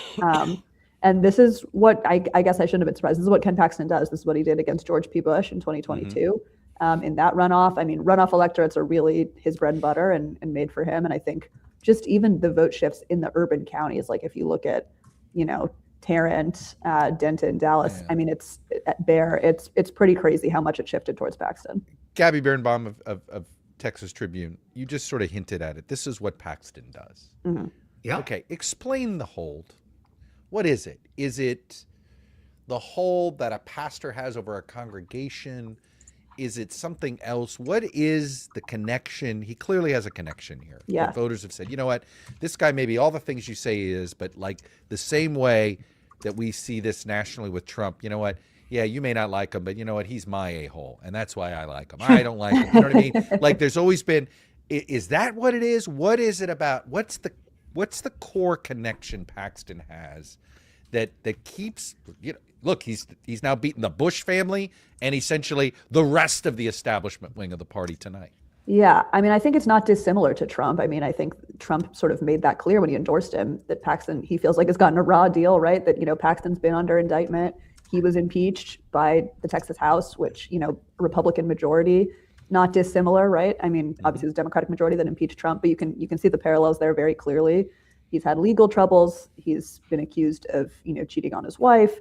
So you can see all that. And I think for these, MAGA base voters, they see this as almost like the Republican establishment in Texas that frustrates them, because a lot of these voters, right, they're not worried about Democrats winning. They haven't had to worry about that for a long time. And, in these one party dominant states, you end up, the tails end up chasing the middle often. And you end up, the biggest, most consequential fights people relish are within the party. And I think for a lot of these voters who are runoff voters who care a lot, Paxton is somebody who sort of embodies all their frustrations with the establishment, and they see him as this fighter. He sues Biden and all that. So is it just he's been around too long? I mean, one of our last guests said, it's as simple as, these voters love to vote out incumbents. And if you're an incumbent, we want to vote you out. Yeah, I mean, Cornyn's not the first. He's certainly the biggest, right? I think of this cycle, and in Texas recently, Senator Cornyn, he's been there for a really long time. I mean, some people associate him with the Bush era, which is sort of, increasingly a dirty word in Texas, believe it or not, right? Amazing. Yeah, he's not, he doesn't scream and yell. He's, much more quiet, sort of even-keeled, staid guy. He's a behind-the-scenes guy. He's really well liked in the Senate, right? I mean, his Senate Republican colleagues, which accrues not to his benefit, by the way. Right. Being well liked in the Senate is the worst thing that you could be. Yeah, I was just going to say that's a negative, but yeah. Right. And people, I mean, it's not unusual to like run against Washington, right? But it feels like especially high-pitched this cycle, and I think for Cornyn, to a lot of people, represents Washington and the establishment and insiders and everything they kind of are frustrated by. Hey, Gabby, are we underestimating Ken Paxton? It feels like Ken Paxton. I started off the whole live stream just noting that before tonight, neither Ken Paxton nor John Cornyn had ever lost a race. Obviously, John Cornyn has now lost a race in pretty convincing fashion.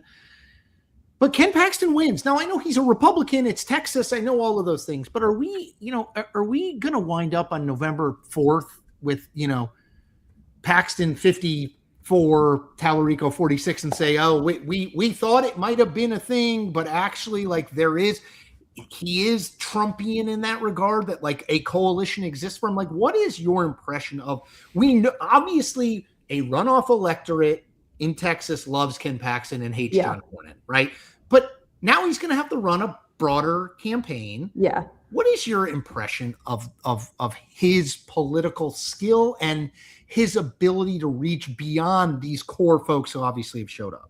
Yeah, I mean, I think two things are true. I think Paxton has run and won statewide 3 times, including in 2018, right, in that tough year. That was, I think, other than Cruz O'Rourke, that was the second closest statewide race that year, and he won by, I would have to double check, I want to say like 3.5 points to a Democrat who doesn't even have a Wikipedia page, right? I mean, so this is going to be his best funded, most national race ever in a very nationalized environment. So this is a different kind of challenge. I think if you're a Democrat and you want to win in Texas, you have to mobilize your base, right? You have to win swing, independent, moderate voters, and you have to kind of depress the Republicans' turnout. And I think that's where Paxton has the advantage, right? Because he excites the base.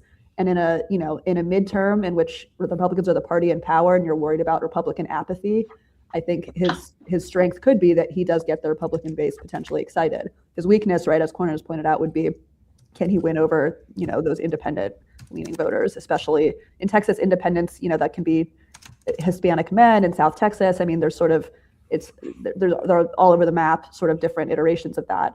But those are going to be the kind of factors at play. So what kind of money for Tallarico are you hearing about? Because, I think we'll believe it when we see it, when it comes to the national party investing. Do I think there are going to be outside billionaires that are into this? There's going to be certainly big donors that want to play, and we've seen sort of this before. Beto O'Rourke sort of did it without a lot of national help. But what are you hearing, and is there something different this time that financially that you expect from the Democrats? Yeah, I mean, it'll be interesting to see if, Senate Majority PAC wants to play in Texas, because it is really expensive. And, I think their board right now is number one, right, protect Georgia and Michigan, and number two, pick up North Carolina and Maine. And then it's that bucket of, Iowa, Ohio, Alaska, and Texas. And it's like, where do you rank those priorities? And of those, Texas is by far the most expensive. So I think that's all important to consider. The other question is like on an efficiency metric in the same thing. Do Republicans need to spend in Texas? Right now, SLF, right, the main Republican super PAC, hasn't booked any reservations in Texas. Will they feel like they need to move money there? Will they only do it if, the Democrats do it? Are they going to both spend nothing, both spend something, only one or the other? That'll be interesting to follow. But Tallarico has raised a ton of money. Well, I also want to see, I'm curious if there's a game of chicken between the Senate Republicans, SLF, and the Trump super PAC. It's like, okay, you got 350 million. You did this. Guys, this is your race. Yeah. We'll handle Ohio. We'll handle Iowa. You handle this one, brother. Yeah. No, there's a few different, what does SLF do? What do the Cornyn donors do? Like the Texas, because Cornyn has great relationships in the Texas donor class. Do River Oaks and Highland Park and these sort of high income neighborhoods come through for Paxton? Maybe not immediately, but maybe they get scared by September by the polls. I think it'll play out over the course of the summer and fall. Gabby, can I ask one more Paxton sort of nuts and bolts question? Why is he such a bad fundraiser? And does he have a real campaign infrastructure that is built to handle, to your point, a race, whether he wins or loses, a race like he has never really run before? Yeah, I mean, I think he definitely has the infrastructure. He's got the super PAC backing him, right? I think it's often hard for state candidates to transition to federal fundraising where there are these limits that don't exist. I mean, Texas has state level unlimited donors. And in the past, Paxton has been the beneficiary of a few hard right billionaires in West Texas that have not come through for him this time. Maybe they'll play, donate to the super PAC in the general. I don't know. But I think that transition is always hard. A lot of the donor class was behind Cornyn, or I think a lot were waiting to see, didn't want to cross the Senate Republicans, didn't want to cross Trump. So I think those factors were all kind of in the stew here with Paxton, but he's never been a dominant fundraiser. Got it. Okay. It is easy when one person can write you a $5 million check. You don't really need to you need to have a couple relationships with rich people. Right. Governor Abbott has, I think, done a fairly good job of looking like he's a friend to all wings of the GOP. Mm-hmm. He certainly picked a few enemies when he did the school voucher thing, obviously, but how would you characterize Abbott's relationship with Paxton? I mean, some of it, I think he's been, right, like you said, careful to kind of not upset any sort of wing of the party. Whether they campaign together on the trail, that'll be interesting. I think one thing I would note on that, Abbott has the best political machine and the most money in Texas politics, right? He's sitting on a huge amount of money. And so he can bail Paxton out, or he can fund the coordinated, absolutely, all of those things on his own, right? He's kind of the rising tide. And that really mattered in 2018 when Cruz only won by 2.5. but Abbott won by way more than that. And Abbott spent tons of money all around the state, and that really lifted people who might have otherwise, Republicans who might have otherwise gone down. He's pledged to spend a ton of money in Harris County. He's going to spend in state, in state house races and stuff. So I think that might end up being the most meaningful dynamic, whether or not, whatever the extent of their personal relationship. Hey, Gabby, I was curious. It seems like turnout, and we see some comments about this. People were wondering. It seems like turnout is going to be way down for the primary. I mean, like 1.35-ish million versus a little over 2 million. Right. And obviously, we do tend to see turnout go down in runoffs. Not always, but usually. But it does seem like a pretty large drop off from what we saw in the primary. So I was curious what you might make of that. Yeah, I mean, I guess I would say on that point, so I think the record for Texas runoff turnout was the Cruz-Dewhurst 2012, if people remember back, and that was about 1.1. Yeah, that was about 1.1. So this will, I think, end up being the highest turnout runoff in Texas Republican politics history, but obviously, like you mentioned, way lower than the primary. And Cornyn wanted high turnout. He felt like that was his path. Mm-hmm. He got high turnout for a runoff, but obviously, not at all compared to the primary.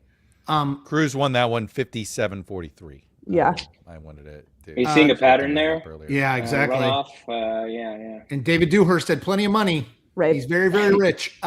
Gabby Birnbaum, Texas Tribune, just follow her on Twitter, but also in her Twitter bio, she calls herself a Jaden Daniels enthusiast. So do you have a Commanders? You want to do an early Commanders record pick? Oh man, yeah. I feel like it's gonna be 9-8. I'm trying to temper expectations. That'd be progress. Yeah. Better than last year, not as good as the year before. I'm scared about the beginning of the schedule. It's first 6 games are just brutal. Brutal. Okay. I'm trying to go to London, but yeah. I'm excited. It's hardcore. Yeah. That's a good road trip. But it's a tough campaign year. I'm lucky this year. The game I target for my Packers is a road game in early December in New Orleans. So I was glad it was post-election. Smart. But not early Pre-election December travel is tough. in Green Bay, Oh man, the worst. No. Thank you, Gabby. Follow Gabby. Thanks, This race will be this race will get the most national attention. I don't know if it'll be the most expensive. I don't know if it'll be the closest, but it's going to get the most national attention. Chris, you and I are going to be doing this in a couple of weeks. You're going to be like, everybody's talking about Texas Senate. Like, we're going to get tired. It was like New York Senate. True. New York Senate with Hillary and Lazio. Hillary and Rudy. It was the least competitive Senate race in the country. Totally. And yet it was the only Senate race anybody wanted to talk It'll about. be the only thing. Now, this one at least will be competitive. So it's not like the Hillary Lazio race. Yeah. But still. All right, we got he often is. Have you noticed that this guy is often the closer? He's our closer again tonight. He likes coming in. He likes coming in when the game's tight. Although the game is not particularly tight tonight. We need a consistent closer. So James, that's right. Our consistent closer. James Downs. How are you, our friend? I'm good. How you guys doing? I mean, hey, James, you're the house guy. Everything's called except 2 races. Let's do house because they're not called. Yeah, we got 2 not called. Why don't we start with the 35th district, where we do know that Johnny Garcia has been projected as the Democratic nominee. This is sort of I would say the most notable, outstanding uncalled is the Republican side. Carlos de la Cruz is up about 9 points on State Representative John Lujan, but a lot of votes left. And I guess Democrats avoided maybe a huge own goal in this district, but it was already going to be a tough one for them to compete in. Yeah, right. I think, as has been said tonight, Democrats needed Garcia to even think about competing. I think my colleague Kirk was on here saying, if it wasn't Garcia getting through, and I just got off the phone with a plugged-in Democrat saying, we could confidently say that if it wasn't Garcia, this race is over, and that's not, we're not reinventing the wheel here. But obviously a big win for Blue Dogs, for progressives, everyone toward the end, right? Coming in for Garcia, and it gives them a fighting chance. It gives Democrats a fighting chance. It's a Trump plus 10 seat, open seat. We've seen crazier things happen. It should make for an interesting race, no matter who the Republican nominee is. Well, this is where the statewide dynamics only help Democrats in this one. Oh, 100%. And then talk about the Republican primary too, James. Yeah, kind of an inoffensive primary, right? You have, you have De La Cruz, who's Trump backed, and Lujan, who helped pass the map. And I think Abbott did him a solid by throwing his support behind him. But I think Republicans kind of staying out of it. You had the speaker following Trump and endorsing De La Cruz. Of course, there's a family element to it with Rep. Monica De La Cruz's brother being Carlos. So you have some of this House coalition backing De La Cruz. But I think from a sort of committee packed point of view, I don't think they were really picking favorites. Again, that the similar profiles, pretty standard Republicans. I think the race would be litigated probably pretty similarly. The only thing is that De La Cruz has less of a record than Lujan. Lujan being a state legislator. Skelly, can we just jump to 33? Let's jump all to the red, because I don't think that one is current. I don't think it's called yet. Former versus current. So Colin Allred, former NFL linebacker, right? Linebacker. Yeah. Yes, for the Titans, right? For the Titans. Trying to come back. Is this his old seat, James? This is basically his. It's mostly right. Of course, they retooled it, but it's largely his old seat. Yeah. So he's ahead. What do you make of this?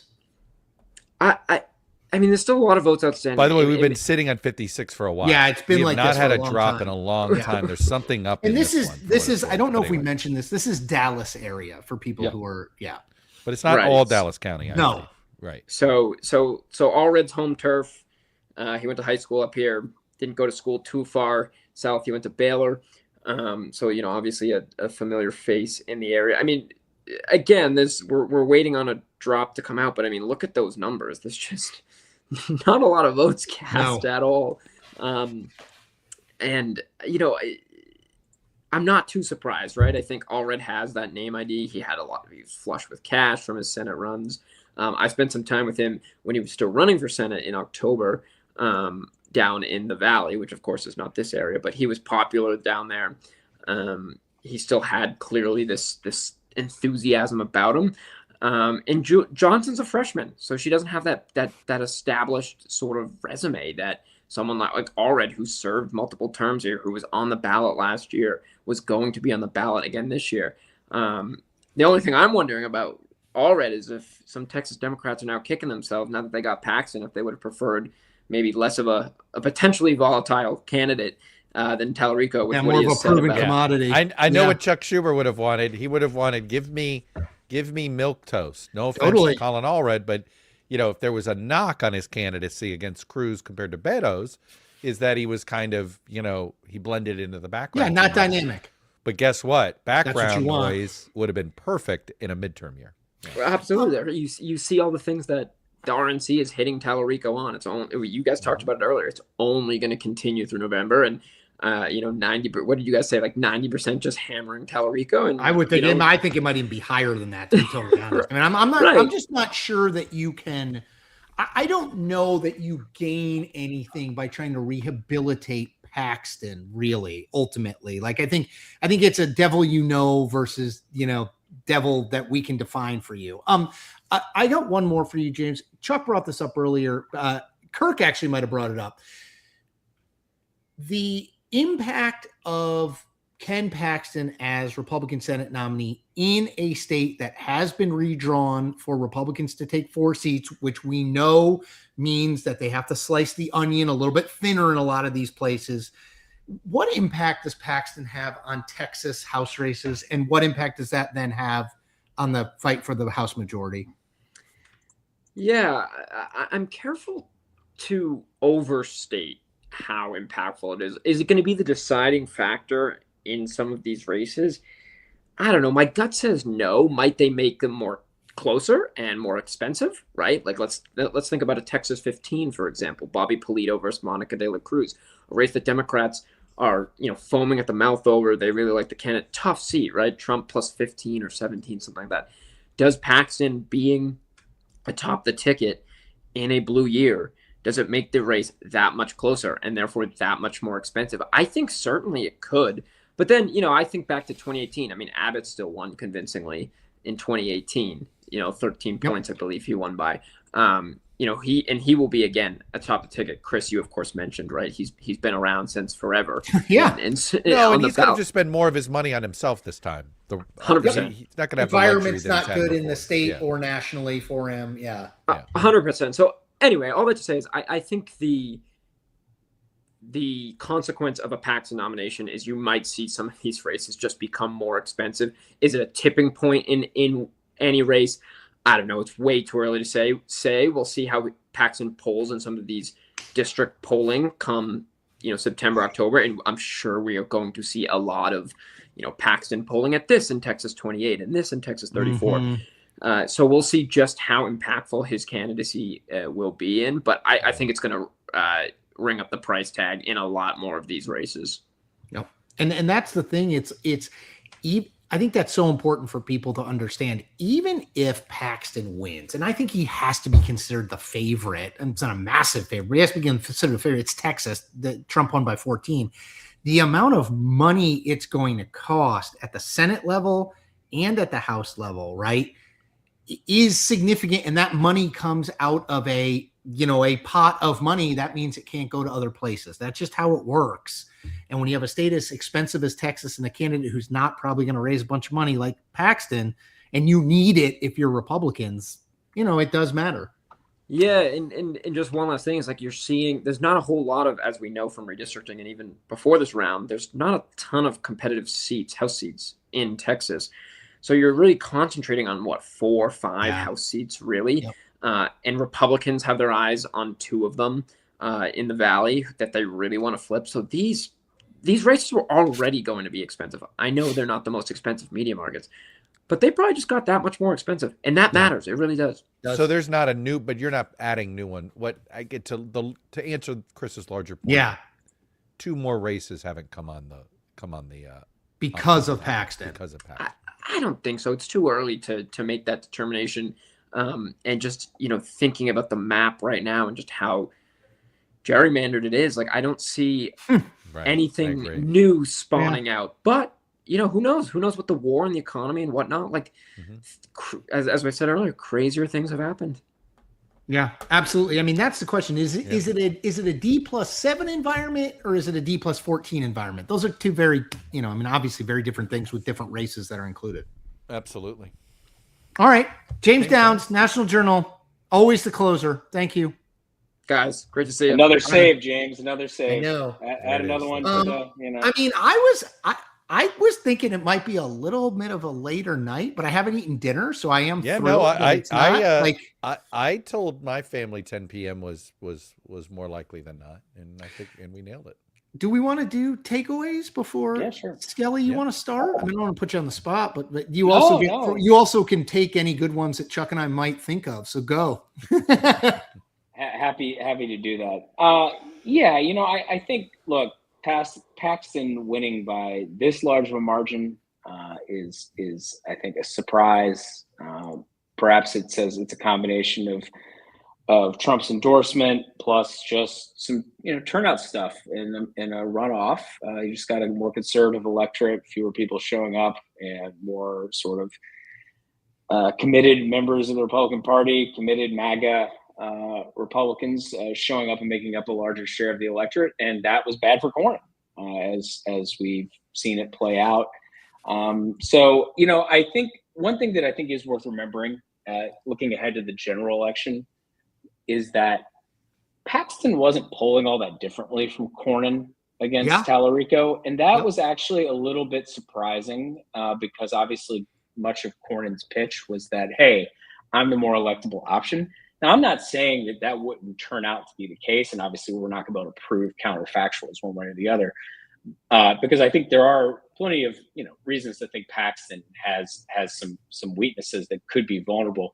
But obviously it matters who the other candidate is, and Tallarico has certainly excited a lot of Democrats. But I think in that initial ad we can see potential weaknesses that Republicans can capitalize on from his past statements and use his own words against him. So I think there are reasons that Paxton could be seen as a weaker than average general election candidate for Republicans, and it gives Democrats an opportunity. But I think we shouldn't be too quick to just assume that he's, making it more of a, even just that he's so weak that Democrats are suddenly in a, where's the Kalshi market going to be tomorrow on this? So they're going to have Tallarico like more likely to win. Like, I would think that's a bad. That's not right. Well, it's funny you bring it up. It's 55-45. Tallarico. Paxton. It's Paxton Tallarico. Paxton.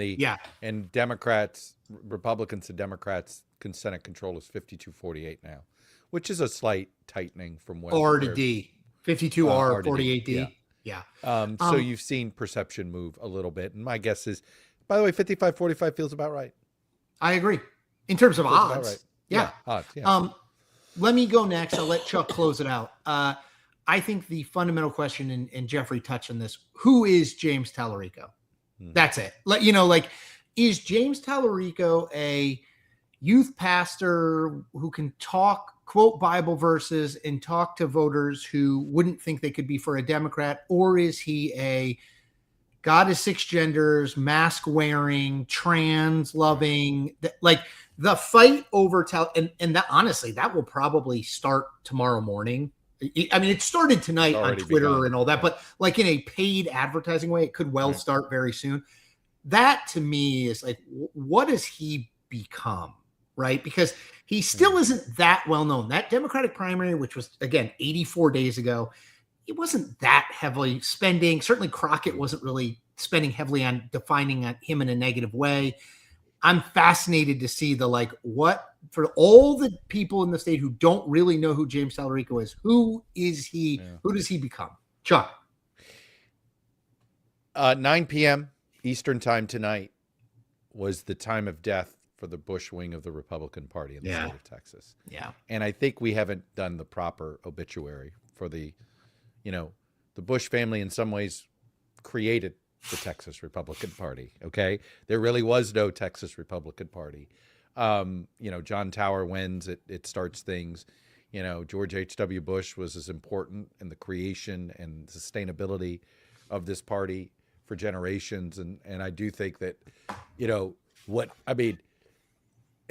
in some ways, the Railroad Commission race is the exclamation point, right? Yeah.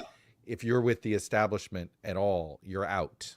And no matter what the other guy says, even if the other guy wants to deport 100 million people, what Armit shared with us earlier, that I think is a fair critique of some of us nationally, that is just not fully understood the vibes inside the Texas Republican Party, even though it has produced Ted Cruz. And yes, John Cornyn survived. And yes, Rick Perry survived. But you know what? This isn't Rick Perry and John Cornyn's Republican Party. This is a different Republican Party. And yes, it impeached Ken Paxton, but he survived.